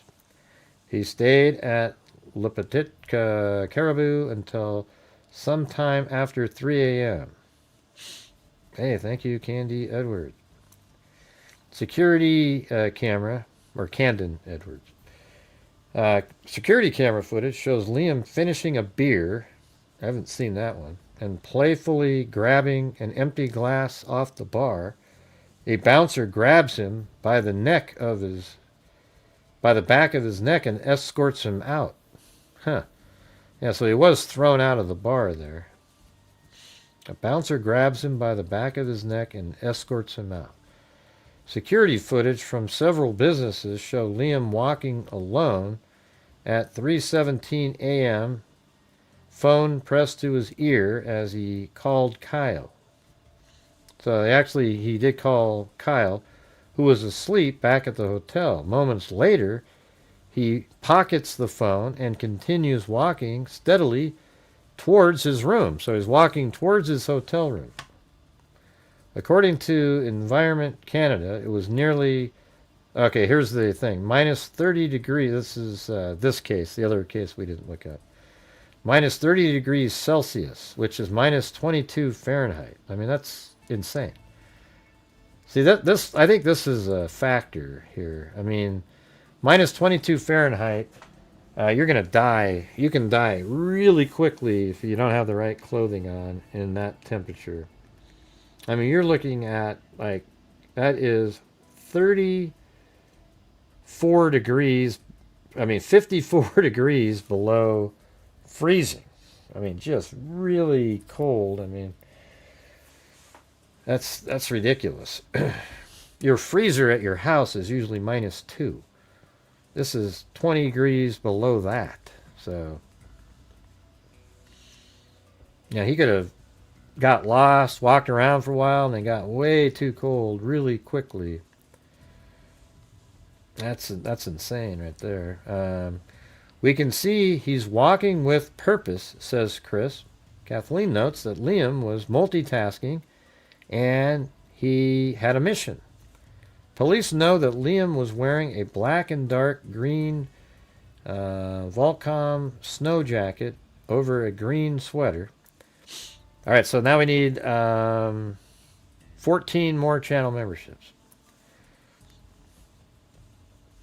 to get to the 400. Then I'll donate 500 to the National Center for Missing and Exploited Children.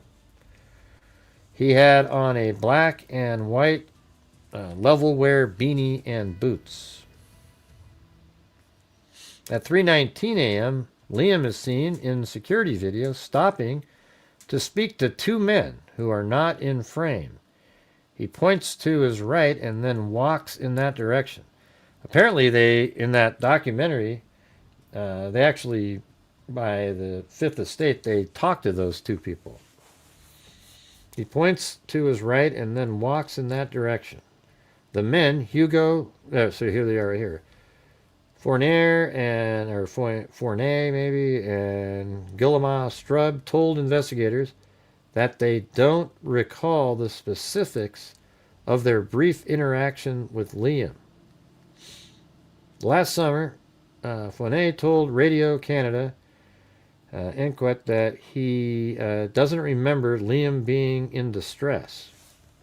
Okay, let me check something.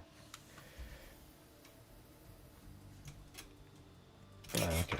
Hey, thanks, Robin. All right, so what does that mean now? We need 13 more. There we go. So they didn't think he looked like he was in distress or anything. If there had been an emergency at that time, and I could have seen that he needed a favor, I know we would have helped him, obviously, he said in French. He told the Daily Mail that he is no longer speaking publicly about his interaction with Liam. Probably because people online, I bet you anything, people online have accused him of killing him. Even though you see Liam walk away from them. I guarantee you that's why they're not talking anymore. Hey, thanks, Bird Brain. And that's because of their name. I'm not calling him Bird Brain, everybody. I know that's something you probably think I like to do. But all right, so we need 11 more now. We're making some headway. All right, look at Robin. All right, you guys. We just might do it.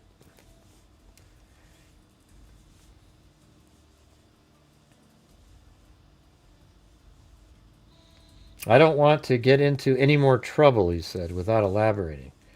Strub did not respond to a request for comment. People are afraid to say something, says Chris. Somebody knows something. Some people have said they don't want to talk to the SQ. I'll stop there. On social media, theories about what happened to Liam abound. Oh, see, there you go. Some people have suggested that after a night of drinking, Liam must have got lost and succumbed to the bone-chilling cold. That actually doesn't sound crazy, that one at all. He could have stayed out of the elements, Chris says. We've tried to halt all the theories that he couldn't get back in his hotel. Well, you know, sometimes when people are just really intoxicated, I mean, he was out till 3, they just do weird shit. That's just the truth. And whether or not people want to agree with that, we don't know. I mean, obviously something could have happened to him. The wallet makes you think that. But I don't like when people think that, like, when people are just been drinking a ton, that somehow they think clearly. All right, so what was that? We got 1, 2, 3, 4, 5. Just 10 more to go.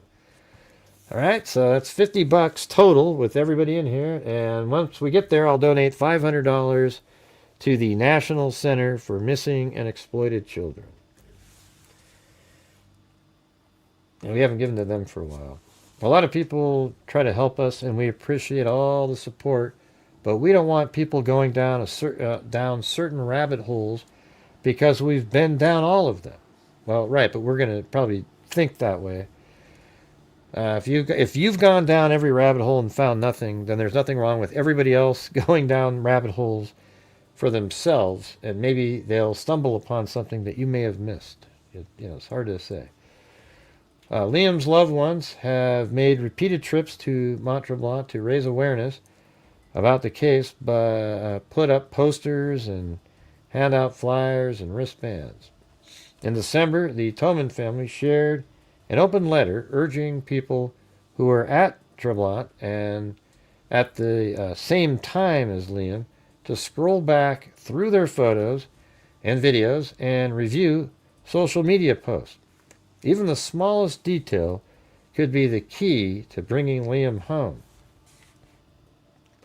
A single previously overlooked photograph, a person in the background of an image, or a passing comment made in a group chat or in a post or tag, read even thousands of miles away, could provide crucial evidence to advance the case. We can do it, you guys. Just 10 more. Please also consider whether you notice an awkward situation or interaction of potentially criminal nature and report these details immediately. Tremblant posts the family open letter on its website. In a statement, a representative for Tremblant told the Daily Mail, since the outset of the search efforts, we have maintained close and ongoing communication with the family and continue to collaborate with SQ and the local police authorities. In partnership with the Toman family, several awareness initiatives, blah, blah, blah.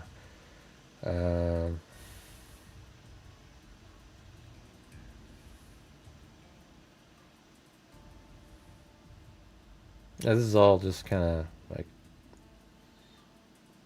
He liked it. You know, this is just about his personal life and stuff. I'm trying to get the factual elements. All right, so we got that, and then, man, it looked like we were just on a nice little roll there to get to the 400. I mean, that's my challenge tonight. For all of you to come up with 400 total all over in all the different aspects. And then I'll donate $500 to the National Center for Missing and Exploited Children. It's kind of lopsided, but, and by the way, if you send 400, it's only 280 to the channel. And for me to make 500, I have to bring in 750 in super chats. So it's a great deal if you're into that kind of thing. So we just need to get 10 more memberships or one cat eye donation. That'll get us there.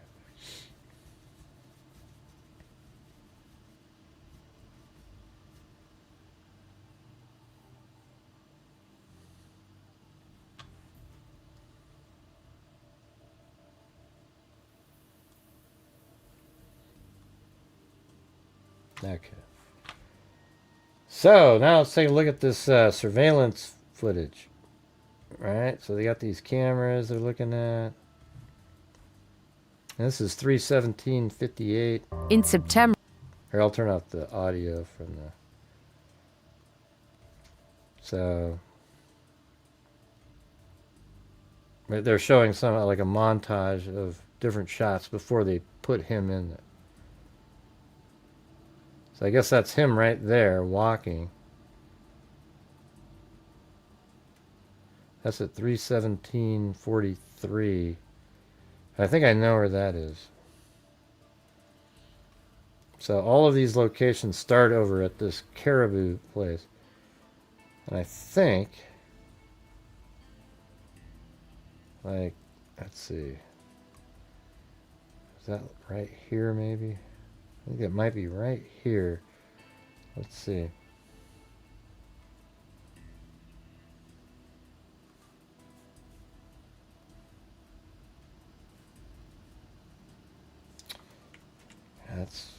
I know that the caribou, I've seen the shot. There's literally a place right here where you can see through there. That's not, what was that place called? Looks like Yahoo or something. let me type that in. Yahoo Pizza. There it is right there. It is Yahoo. Alright, cool. I see it. Hey, thanks Roger and Robin. Alright, 8 more to go. Sweet. Okay, so that's the pizza place. Interesting. Okay, let me put that right there. Yahoo Pizza. Right there. And so I guess we could actually put times on this stuff if we can. Alright, so let's see if we can get that exact look. So it should be right in here. Is that it? Yeah. That's the caribou. See, I think the caribou is right back there. So that might be the other side of the building. Let's see.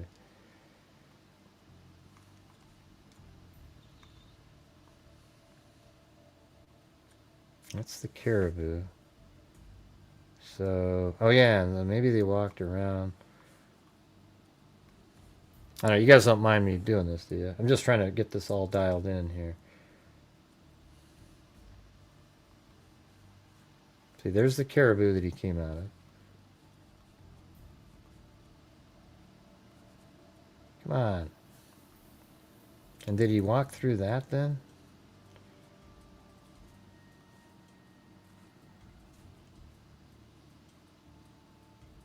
Because I'm almost positive that that right back there is this. So you can kind of... Maybe you could see that portion of it. So maybe it's like right around that corner.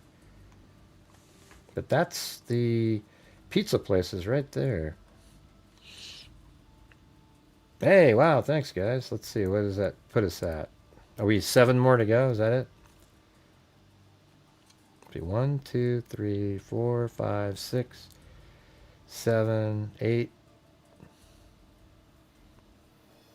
Yeah, that would be 7 more. Yep. Very cool, you guys.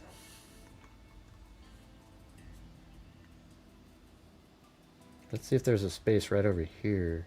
Turning around. There it is. Ah, there we go. Okay, so he came. He's right there at 3:17:43. Okay.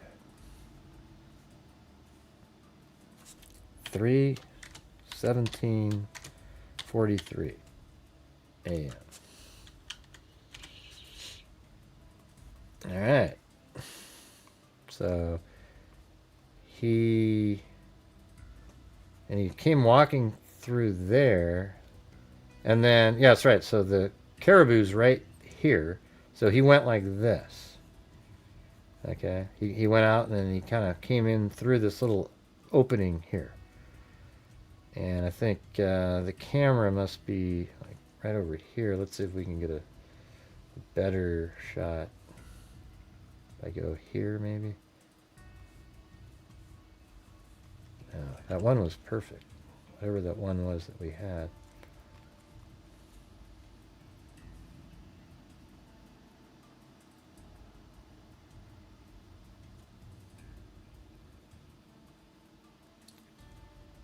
See, there's Caribou. And then that's Yahoo there. That's the front of the building. So yeah, he's literally standing. There should be a little white thing over here. Yeah, I don't see that. Looks like they just... Wait a minute. So that's the lounge. There's Caribou right there. And then...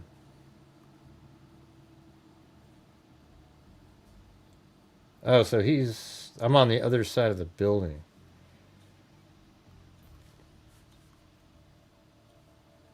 It's right over there. I'm right now in this picture, I think I'm there. So if I turn around... Right, because that's the front, I think. Although, that doesn't look right. It doesn't look the same. A minute ago I had it. I don't know what the hell happened to it. It disappeared. Maybe I got to go back to here again.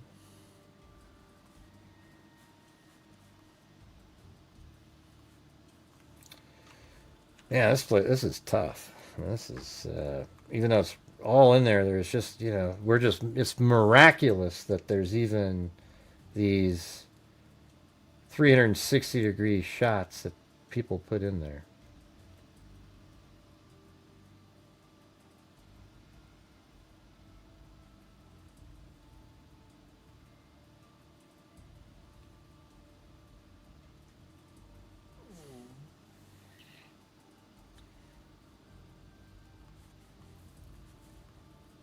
Okay, yeah, that's right. So it's up in the air. It's over here further.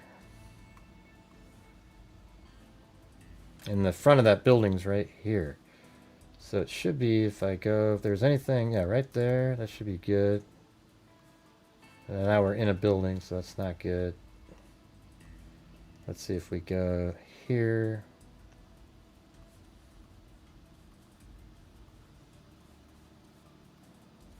Man, they really, it's all... See, the problem is when people upload these 360, they aren't always right where they say that they're at.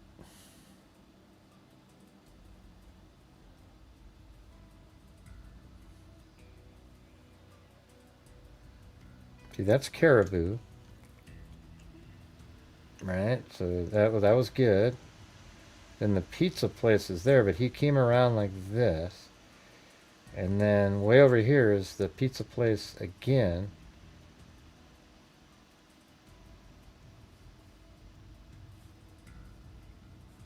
And then it just disappears. I mean, you can't see it on 90% of these.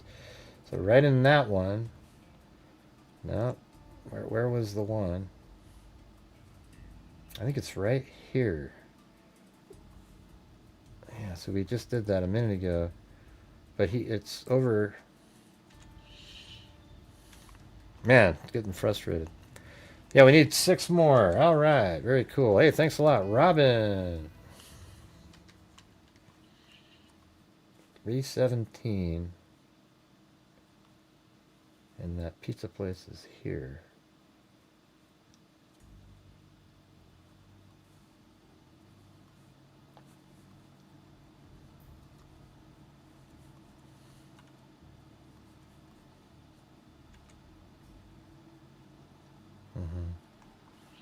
I don't remember which one of these ones I clicked on that was perfect. Like that, maybe? Oh, there it is. Okay.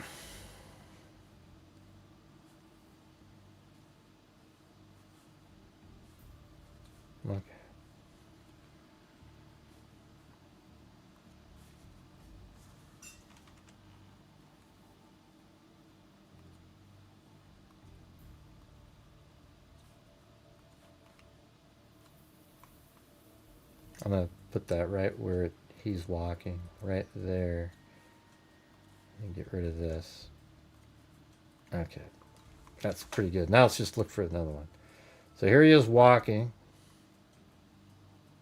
He doesn't seem to be like wasted or anything, but you can see he's on the phone. And then here he is walking again. So that's just really picking him up. That's 317.49. And that's before that. So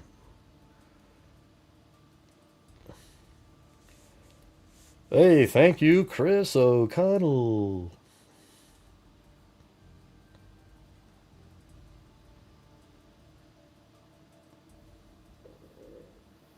Oh yeah, yeah. So that's right there. See that fence that's turning right there? That's the same one. That's right there. So this should be. Those cameras are off a little bit because this is 44, 317.45, right? So see where he's standing compared to this thing. Just look at that little, whatever that is, and that's right there. And now when he's walking by that, it's 317.43. And this is 46. So it's 3 seconds off these two cameras.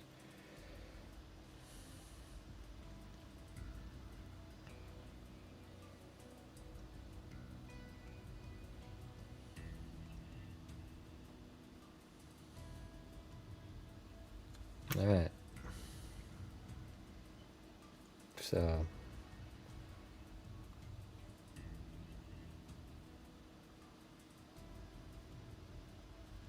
kind of looks like he's heading to the right there.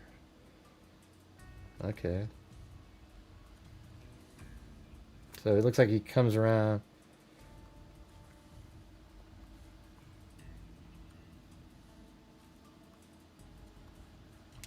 Jesus.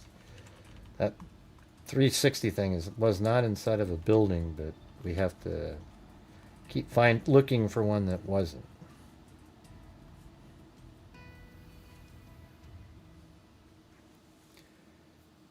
Okay, that's the Yahoo. That's probably a different year. Yeah, it's 2018, so they probably changed that up.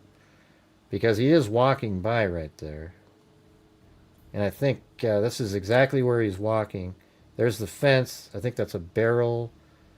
Let's turn and look this way. Is there that yellow? I mean, let's see. There's a big tree. Yeah, I'm pretty sure that tree right there is like this one, right on the corner of this fence. This is just way a lot more years in the past. So he walks around and then kind of goes this way.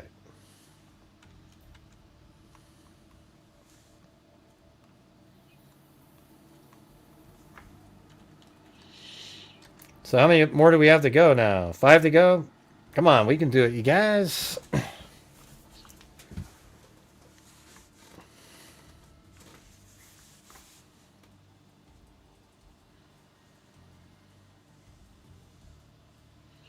You know how it is, Marty? Made crispy. Oh, I missed it. Let's see. Made crispy baked chicken wings, baked potato, and oh, I love crispy chicken wings. Oh man, you know what? When I eat chicken wings, it's almost an archaeological dig. Like there isn't one morsel of anything edible on any remaining portions. I can't stand it when people grab a wing, especially the middle section that has the two bones, take a couple bites, and then chuck it. I just want to... What are you doing? What you do with the middle piece is you grab it on the at the end of one and you pull it apart. And then you put each piece into your mouth and pull it out with your teeth lightly biting down, and you just pull it out. And there isn't anything left on that sucker. And to waste that enjoyment, I can't, I don't understand it. I like the drumstick too, but my favorite part is the middle section. It's way better.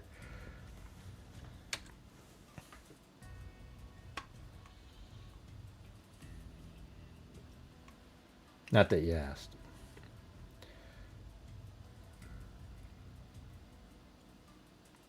Okay, so we do the map. He kind of goes like this, and then around, through, and then he kind of curves around, does something like that.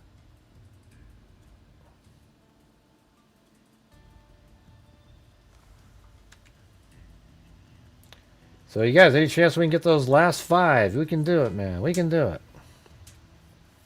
Oh, yeah, necks are good too. Yeah, those are good. We used to eat those because we were poor when we were growing up. My mom would get the necks and the gizzards and the hearts and all those things. And it's good stuff. Man, it'd be kind of disappointing if we go the whole night and we're only 5 memberships short of the 400 that we needed. Dang.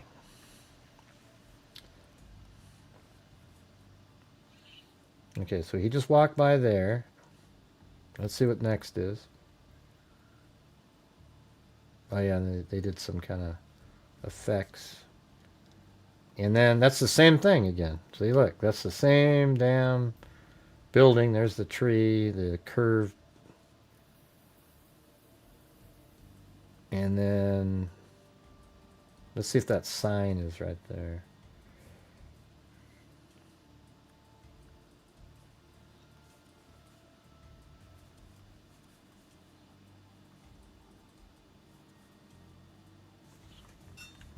God, it's just so hard to find one of these. They're never in the right place, these man-made 360. Well, let's, I don't know. Come on, we can. Everybody else, we can do it. Can't we get 5 memberships instead of, maybe cut, give Marty a break, You guys could do it. I know he doesn't think of it like that, but come on, you guys.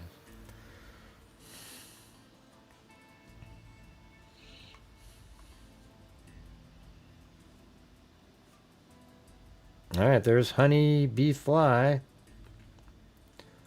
Very cool. Thank you.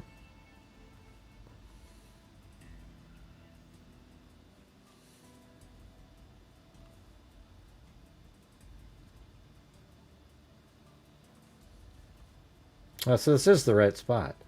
Just a lot of foliage there. So if you turn, and yeah, there's this thing. That's this. See that? That's that right there. So let's see. That means he's heading to around this corner, this direction. All right. So I'm going to put something right there, a pin, and then we'll call that 317.53. These are all like right the same time frame. So he...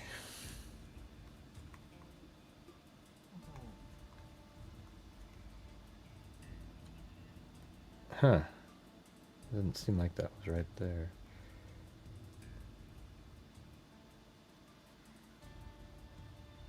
Because I think that thing right there is the sign. Maybe. Let me try that again.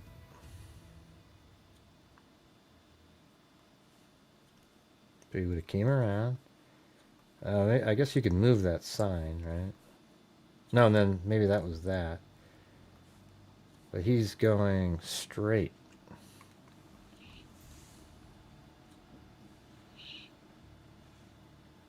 All right, there's two of them. Well, now, is that three? So just two more to go, is that right? Where are we at here? Do you guys know? Who's counting?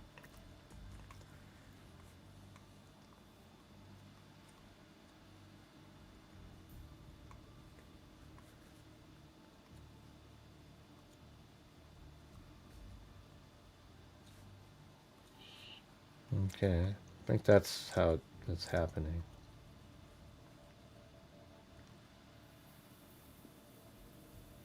Oh wait, so he takes a hard right there. Oh, so he does do that.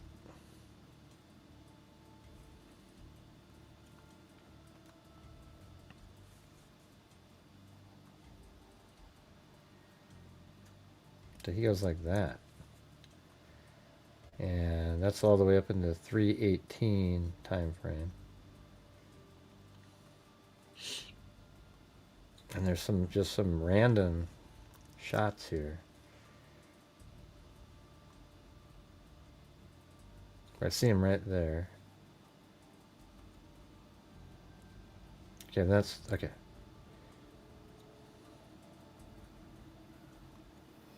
318:22, so it's not a lot later that this is happening. Let's see, one. Does anybody know where are we at? One more. Is it one more? Because it seemed like when we said there was 5 more to go, we had Honeybee Fly, Robin, Bruce Holdaway, and Robin. See that? Look at that. I saved. If we just need one more, though, and we'll have...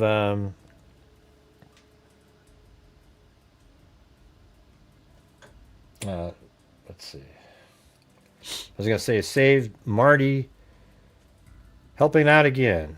I mean, you guys are so generous, like Marty and everybody really tonight, so I appreciate it. But, you know, Chris O'Connell and Marty, they're always big helpers. I don't know what I'd do without them. On some nights, it's just like, man, it gets so slow. Hey, I think that's it. All right, here we go.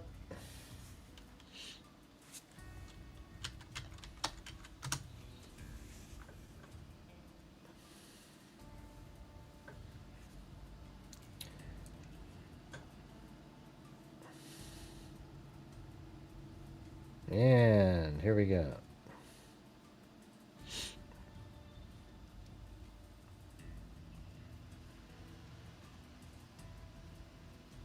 All right, I gotta fill stuff out. So what do you want to do? Well, there's no recipient that gets it.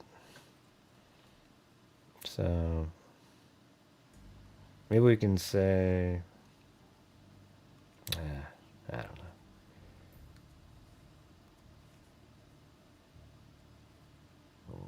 Oh, there goes my stomach. Why do you have to put in a memory or something? It's weird. Okay, yeah. Dedicate my donation. No? No. So I don't have to do that part. Just gotta fill in my name. And address and everything.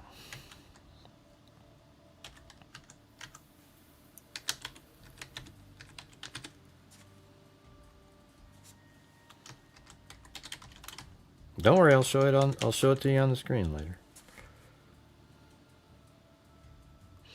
All right, so let's see.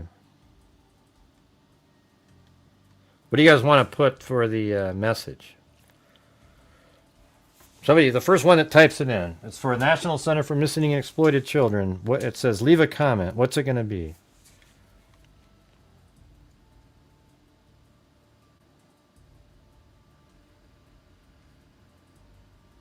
What do you want it to be, Marty?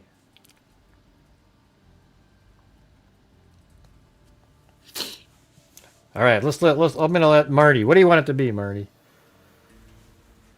We'll combine whatever Marty or Chris O'Connell say tonight. Or actually, just everybody type stuff in and let's see which one seems the best. All right, I'm just waiting for a comment that says leave a comment. I didn't really want to put it for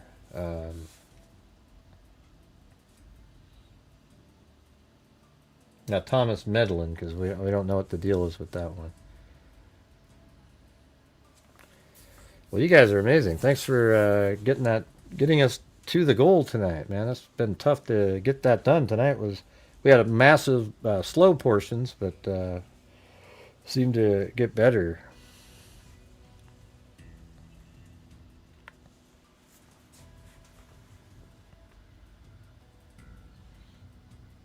Anything? Our hearts and... There you go, for all the lost children. I like that one. There we go. Boom. It's in there. See, right there. For all the lost children.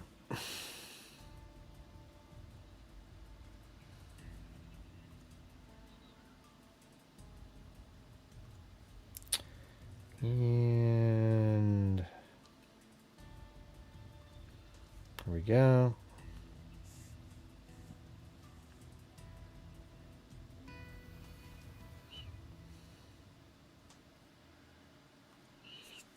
All right, there we go.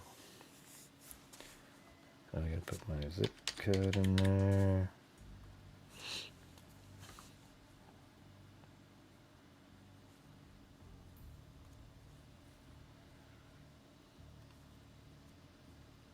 All right, there it is, right there.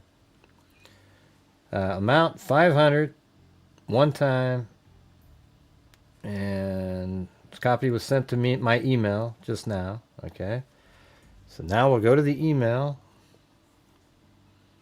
and then I have to put it way down at the bottom of the screen because we learned over the years that the trolls read anybody that I email, they contact. They're freaking psychos, these people. All right, so over here we've got, I think it's right here. This is today, right? January 29th, 2026. Donation to National Center for Missing and Exploited Children. Right there, 500. All right, there's the proof. Boom, chakalaka. All right, so we're going to shut that down. Now we got to move over to a different screen for a minute, and then we'll come back to this. But we got to go over to this one, and we're going to change our grand total for the history of the channel. Well, there's more, but we didn't start counting until a year or so into this. Yeah, so we got 276,500, and we are at this year, or yeah, this year and this month, 1,500 so far. All right, there we go. Can I get a boom? Hey, there we go. We got one from Alley Cake there. Very cool.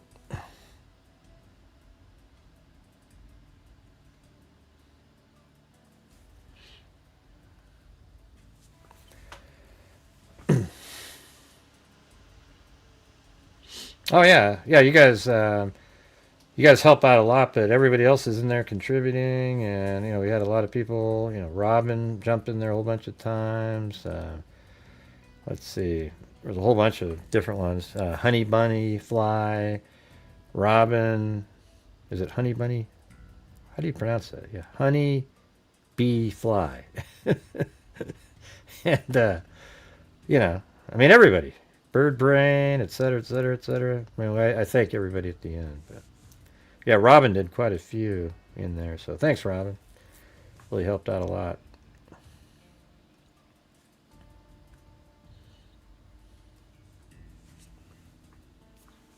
All right, let's go back to this.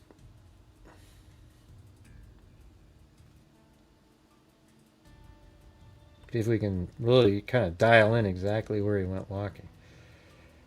So that other one was, it's right there. So that just means 20, and then he goes by right there. So let's see if we can find this little brick area. Shouldn't be, oh man. Oh, crap.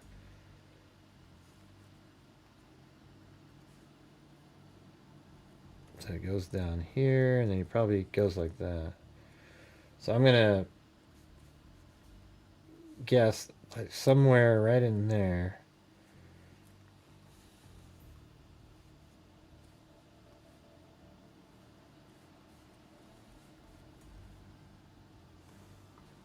Jeez, it's brutal.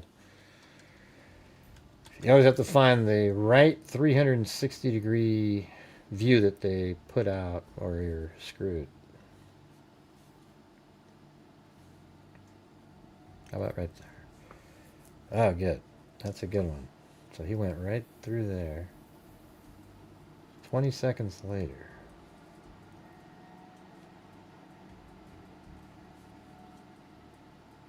Wow. It's wild.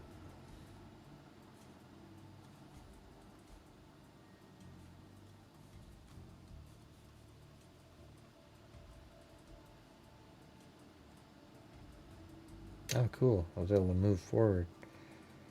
Thanks, Bruce.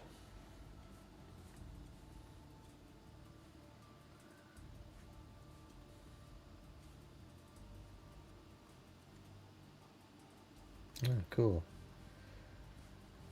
I hardly ever get to do that.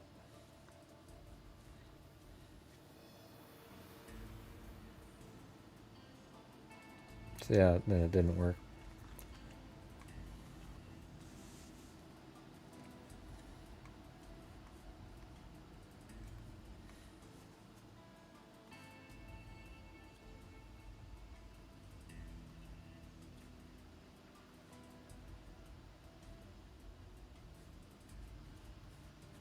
Oh, that's right here. Look at that. Yeah. Boom. It's gotta be. As a matter of fact, I think I can... I don't know. It looks like the same... I mean, what else could there be? There should be a black pull over here. There it is. Black pull and a little... okay, so that means he's walking right there. What time is that one? We don't really get to know, but... It's just not too long later.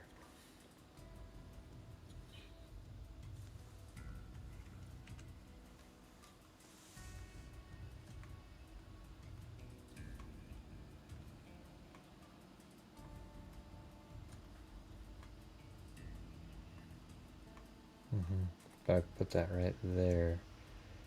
So that's where that one's seen. Just right in that spot. It's probably like 317, like 58 or something.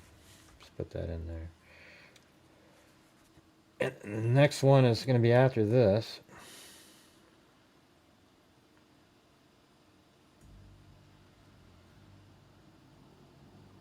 And so this is 20 seconds later. So I'm assuming, based on this, that we might be seeing him down in this area here. Let's see. Let's try to hope we get lucky just one time. There's a pole.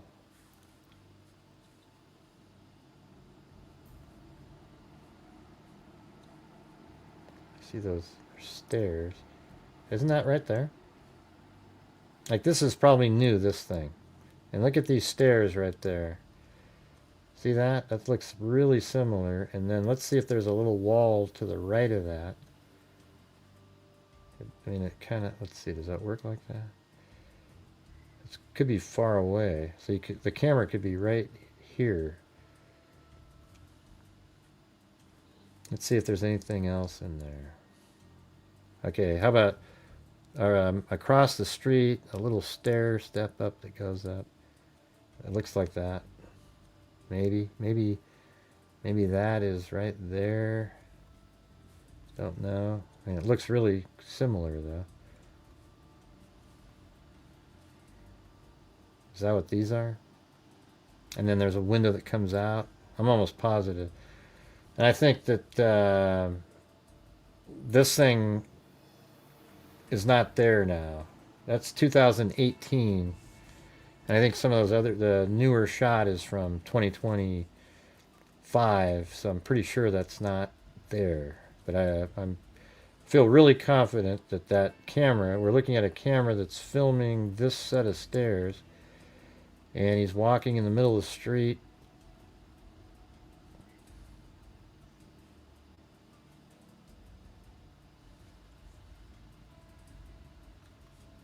Yeah, and then, you know, like you can see these lights right there that even match that.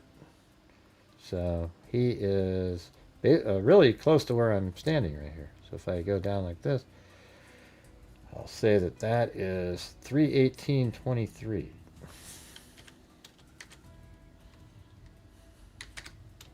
Come on, what other channel do you get this kind of detail figuring shit out? Come on. Probably a lot of them, because what they do is they watch my show and go, look what I found, you guys. And it's just total garbage every time. Alright, so it's a little bit more over to the right. Like right here. Where he's walking. So that's interesting. To there. So bing, bing. And let's see what the next one is.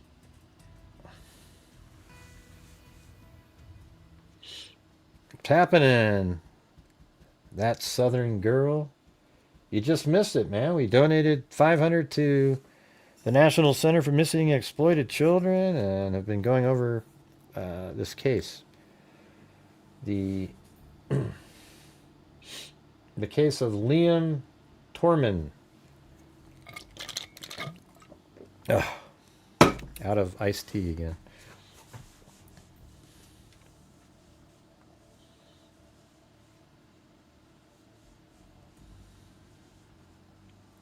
Double tap in front of the 360 camera while arrow on the ground. What are you talking about?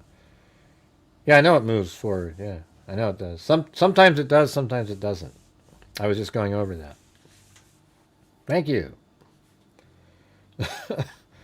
Yeah. A lot of times those 360-degree views do not move. And sometimes they do. So I just saw that. All right, let me see. So he's right there. Let's see where we're at on the surveillance. And then after that... Okay, this is 319... wow, so 319... Is that 46? What is that?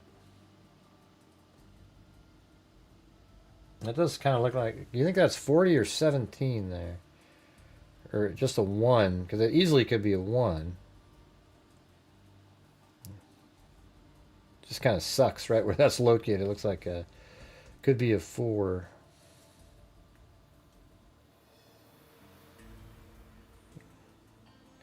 Unfortunately, if they didn't zoom in here, we'd see it switch to a 5 or a 2, but we don't get to see it. See, that's where he's talking to somebody. See that?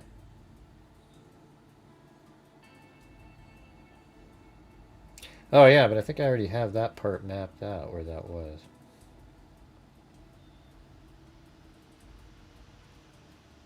I thought I did, anyways. Maybe I don't. It's right there. Yeah, I think it might be here. Where he's talking to those people. Let's see. Yeah.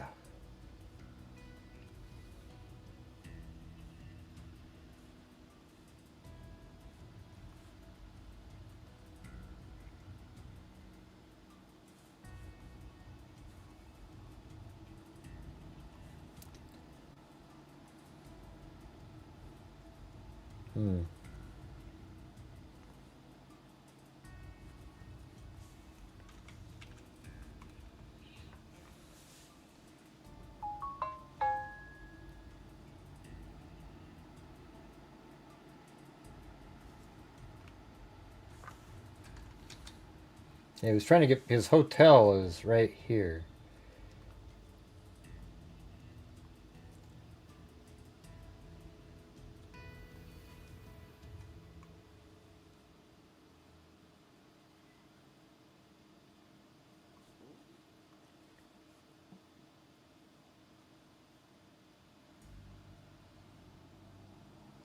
So it's not too long later, you know.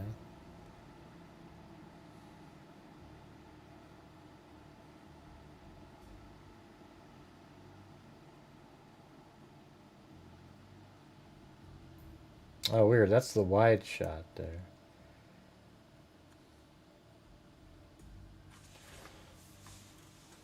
Yeah, so it looks like there's kind of a circular road. I think that's here, right?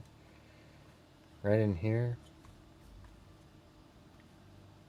And is there a big tree? Yeah, right in the middle. What's that one huge... No, it's not a tree, so...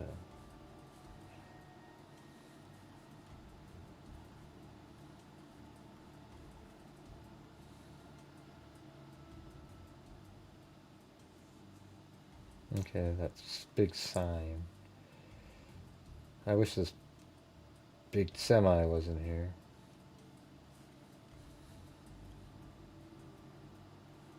Yeah, I think that right there is where that camera... See that little sign there? I think that's this. And that kind of makes sense because it's right on that little oval. See that? Right there, the residence something is probably this sign. Yeah, and look at there's even the square tan pillars behind it. So that means if that is here, it's looking off to the left portion. He's just standing right on the corner there.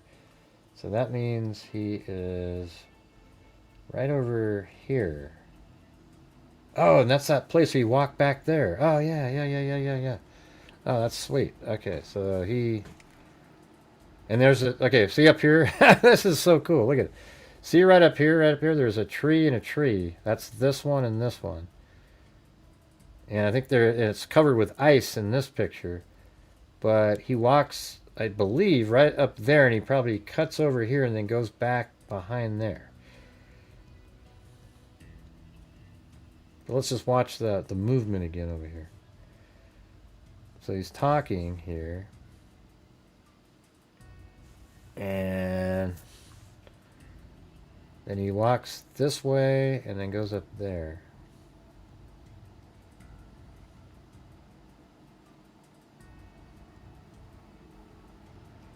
And he kind of turns left. And then what is he? Did they keep him up there? Did he go? Oh, I bet he was about to turn right there.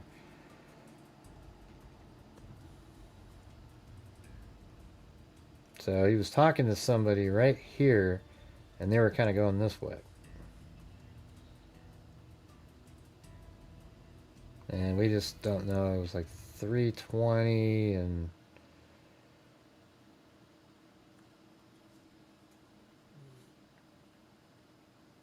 That's 3:19. Oh, so it probably was 47. Because look at it, it's 48. Let's go like this. 49, 50, 51, 52, 53, 54, 55, 56, 57, 58, 59, 20. Boom. Okay, that was it. See how we just figure shit out on our own. Don't need the detectives. Even though they zoomed in there, that was 3:19 and 47 seconds. That's how you can prove it, because we counted it off. So when it first started here, that is 3:19 and 42 seconds. That he is standing right here.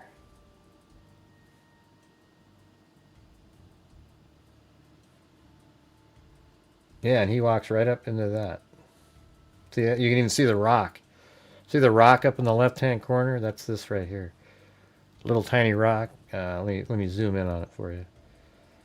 Right there and that. Same thing. So we're going to go up in the air now and put the pin. Let's see.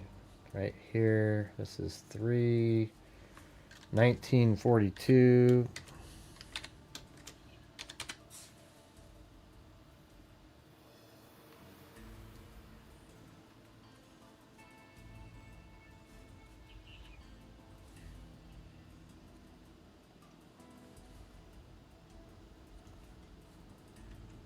Yeah, so it must go right through there. 3:19:42.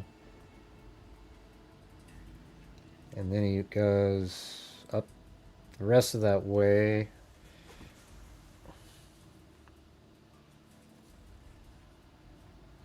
Yeah, but he's talking to somebody to the left though. They've came forward. They're just over here and they're talking to him. Okay. 20, 21, 22, 23, 24, 25, 26, 27, 28. So 3:28 and 8 seconds, not 20. 3:20 and 8 seconds.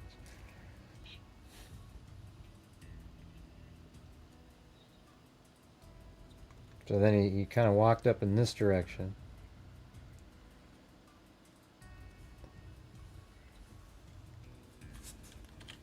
Three 20:08.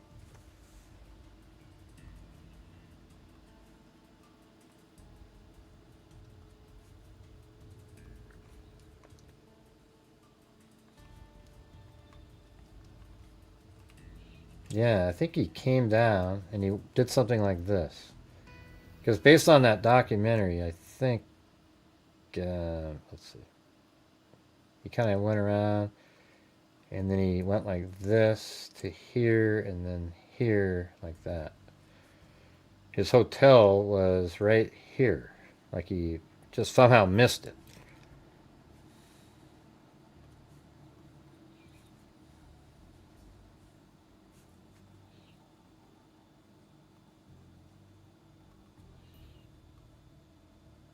Now let's see some of these other pictures they've got. So they've got that one. We have that one.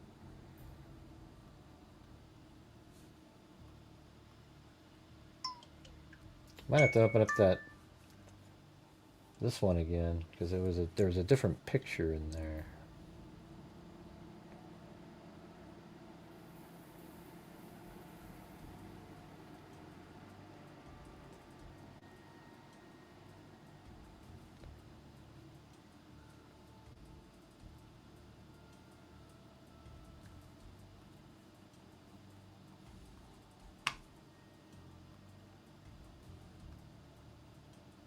That one. The laneway behind the tour hotel, an area investigators believe Liam may have walked through after leaving the village. Right, and so that spot was that other place. I think it's right here as we were looking at earlier. And I think there's even for some reason, I mean, I don't know. We almost had it earlier. I know that we looked back there. I think we saw it from above.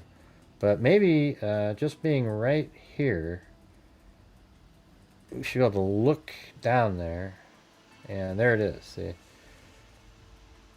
And that's this spot. See how there's the... let me save this. That little machine right there. And That's exactly, I mean, look at that. That's, I mean, it's crazy, but I mean, there's that, and then there's this. They're exactly the same. And everything, the yellow, the yellow, the yellow. We even did that earlier from the other side. So apparently he walked through there, they think. So that means from here, after going up there, he walked and went this way down like this. And then where did he go after that? So you're getting close to the swamp now. Right? And then they said a shadow of his. They saw a shadow right there, and they believe that's his. So let's say he walked like that, came around. Let me get back up to this one. Let's say he goes up to the road, comes around, and then right there, they believe they can see a shadow of him walking. And so then, now you're getting really close to where his wallet was found. And, you know, maybe that's where he met up with a nefarious actor at that point.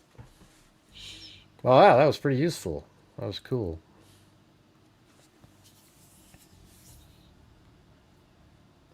Yeah, he was on the phone earlier because he called his roommate and stuff. Those first ones. They actually said that in the documentary, and it's in the articles. Like these first ones. I'll show you those first ones again. He wasn't on the phone in those, like when he was talking to those people. But right here, watch. Now these are the montage. So right there, he's got the phone up to his ear there.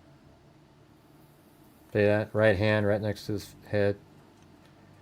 On that one, he's looking down at it, and this is the same shot, overlapping. Looks down at it. And then the next one is almost the same shot too. But they're showing that he called his roommate and his roommate didn't answer. And there he is just after putting it in his pocket. Then he turns right. Those are all overlapping shots, all three of those. And then he does that, you know, goes in those places that we were just looking at a few minutes ago. Goes down.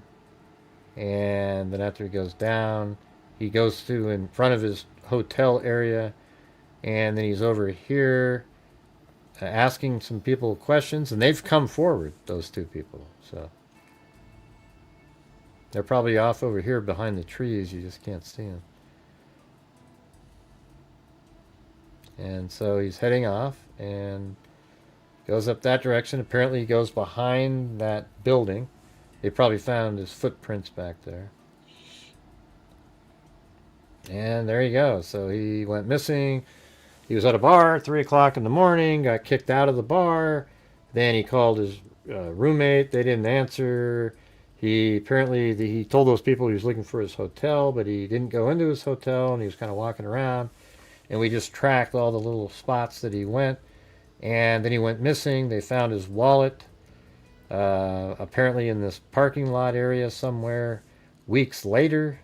That seems kind of weird, doesn't it? Like, didn't somebody else find the wallet 6 weeks ago? I mean, I mean, if the sun's melting and that's how you found it, then that would make a big difference. And there was a big snowstorm, remember? That's right. So probably lost the wallet. It snowed on top of it.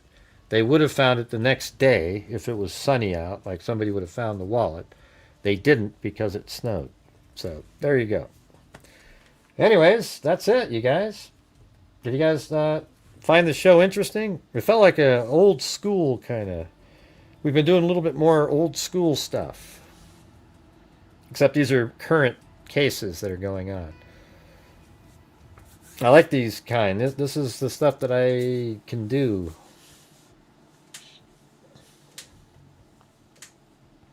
Looks like a lot of you have left. Nobody's commenting. So I'm going to get the hell out of here. When the comments die down, that's when I know it's time to go. All right, so we've got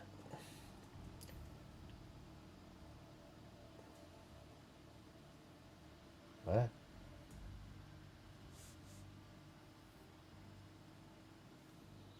Jesus. Don't worry about it. Anyways, let's see. We've got...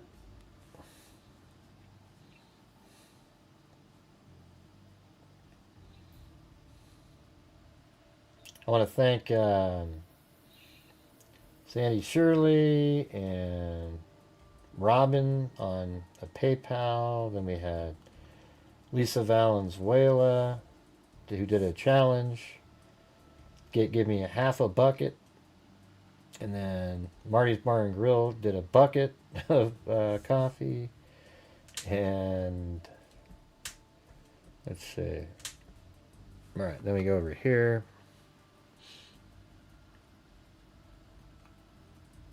So he started off with Violet gifted a membership. Then Sweet Lorraine, thanks for covering this. That was the original case. Then KMTX. Then Charisse Rodriguez. And she was very generous tonight, too. And then we had Chris O'Connell, gifted 5 memberships. Then we had Dixie Hippie, gifted 5. And then we were on a roll. And then Lanky Tor. And then there was this massive, not yet, but then we had Violet gifted a membership, 743. And 13 minutes later, we had Jim Lawn gifted 5. And then 11 minutes after that, Jim Lawn, what the hell is a Roblox?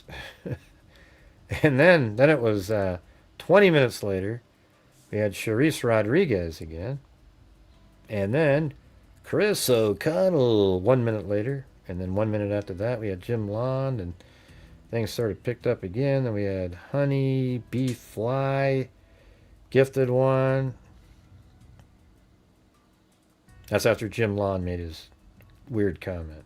And then Charisse Rodriguez again gifted 1. Then we have Bruce Holdaway gifted a membership. Then Honeybee Fly. Honeybee Fly was very generous too. I mean, there were so many generous people. It's like, I just want to say thank you. Honeybee Fly. And then we had Honeybee Fly again. Then Robin.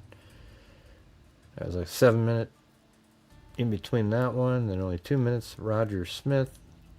Then Bruce Holdaway. 9 minutes after that one. Then Vivian Fonseca. Then we have Candin Edwards. And then Robin. And Bird Brain. And that's their name, you guys. I'm not calling him Bird Brain. Robin again. And then Honey Bee Fly gifted another one. Then Roger. Roger jumped in there with quite a few too. And Robin. And Bruce Holdaway. And Robin. But by the way, don't you feel like those both the cases that we covered tonight, that you know the layout, you kind of see what's happening, and it all, whether or not there's a person, it makes sense what we're seeing. I guess in the other case, it doesn't make sense that he went all the way to the water and then he walks all the way back up those other blocks to go over the bridge to jump off of. That didn't make sense.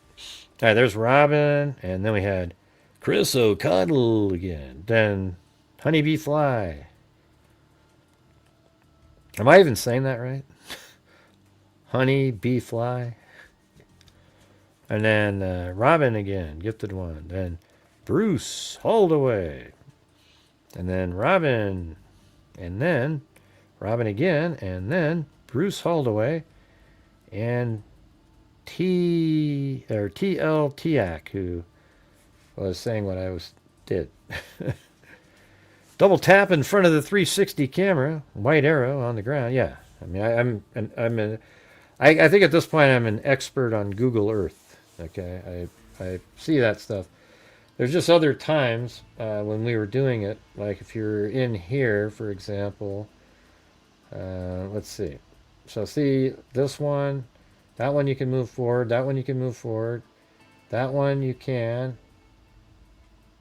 And then that one doesn't do anything. It's stuck. It doesn't do it anymore. And then you might be able to go that way, maybe turn and go. You know, just there's nothing here. It doesn't work every time. Unfortunately, that's just how it is. So thank you guys. You guys are amazing. We did it. That was one of the... now tomorrow's a normal night, and then we have our donation night. And hopefully we can give, you know, if we do well enough, we can maybe give another 1,500 or 2,000 more out. But we'll just see how it goes. I mean, if we did 3,000, it wouldn't be a horrible month, because January and February are the two worst months of every year. And February, it's a short month. Plus, I do my Abandoned Dunes thing where I'm gone for 3 days. It's like, oh man, that's going to be a nightmare. That means it's going to be 7 days shorter than a normal month. We'll just have to have some really great nights. Wink, wink. Yeah, I don't know. That's going to be tough. I might set a record. That's the feeling I'm getting.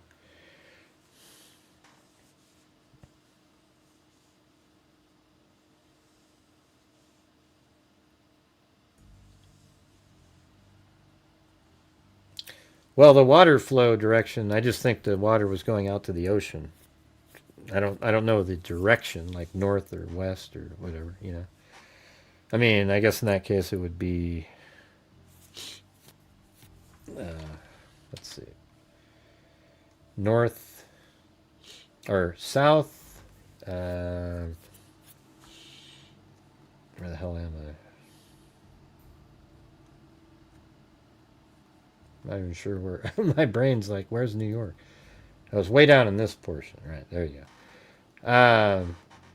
Yeah, so the water flow, I guess, would be south, pretty much south, right out of there. And then a little southwest, and then it goes straight into the ocean. There you go. Yeah, it's southwest where he jumped. You know, but it heads in this direction out to the ocean. See, this whole Hudson River comes in and comes down and comes out right. Actually, it's right here, this part. What is all this crap over here? What do you call this stuff? East River, I guess. Yeah, so it's more of this one. It kind of does the same thing, though. It's coming south, and then it does a hard west there, and then there's an island here. I don't know what the speed of the current is, but all I can do is tell you, I remember the case that we covered years ago where this girl jumped off a bridge. Same, you know, thing, if it's really what happened. But her car was on the bridge with the door open. She just drove up and jumped without thinking or anything. And drove up and jumped. And then, like, 4 days later, she was 80 miles away downstream because it was during a storm. The water was just howling. She didn't get snagged up on anything. And the whole time was just flying down the stream. I mean, or the river, not a stream. It was unbelievable, though. So, anyways, thanks, everybody, for being here. Really appreciate it. And thanks for getting us to the 400, where we donated 500 to the National Center for Missing and Exploited Children. So hopefully, you know, they do a lot of great work. So, you know, some of the trolls have actually tried to say how shitty it is that I donate to them because they're involved in something. You know, they just go on these crazy conspiracy, lunatic fringe theories. I think we should just, you know, I don't know. I'm it's hard to like not talk about the trolls because they're so stupid. But at some point, I feel like, you know what, we should just start trucking forward and not care anymore, you know. I think that's just sort of the way to do it. Of course, if they, you know, stick their head out and do something wrong, we have our little techniques where we make sure that, you know, there's proper adjudication of the... Who the hell knows what the term is? But anyways, thanks, everybody. we'll see you guys tomorrow. And who the hell knows what tomorrow will bring. But be safe out there if you're in the stormy areas, and be safe even if you're not. But it was great hanging out with you guys. We'll see you tomorrow. And as I always say, until next time, be safe out there. Yeah, I've been doing this true crime thing for quite a while now. You have, Gray? And during this whole Yes, time, I have. not seen one person. You've been here, Mary Lou. I know, I just wanted to hear you say that. Crime Oh my dissector. God, what a weird- Like rejector. I'm a certified human lie I'm not weird, detector. Gray, you're Gonna mean. get ya on a stretcher if you try and Play me like an old projector. Crime sector is my nectar. Professor Gray is gonna give another lecture. Crime collector, freak connector. Animal is gonna be a paw protector. Cool deflector, interceptor. And I'm meaner than a specker. With a vector on his pector. With all respect, y'all. Just remember, I have a temper fucking check ya. I have no agenda. I'm no no pretender. pretender. And I'll serve it to you straight without the blender. And in the end, I'm gonna send ya on a mission to reveal Real the true truth. offender. Yeah, so I'll just get right back to work. All right, everybody? Thank you for watching Grant Hughes Investigates on YouTube. Hey, shut up. Let me do it. Gosh, Gray, that wasn't very nice. Thank you for watching Grant Hughes Investigates on YouTube, where we use logic, reason, and common sense to figure out what happens in true crime cases. Thank you very much for watching, and as I always say, until next time, be safe out there.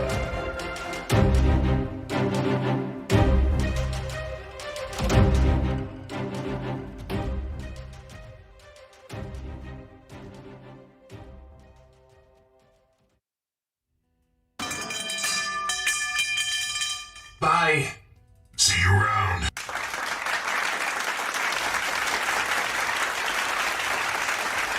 Thank you. Thank you so much, everybody. Thank you. Thank you. Thank you so much. Wow, thank you. Yeah, thank you. Thank you very much, everybody. Thank you.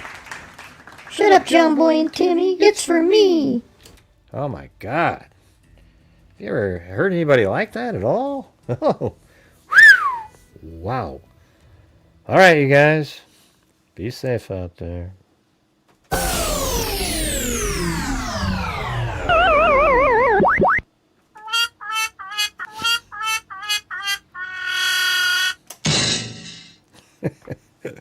I just like making those sounds.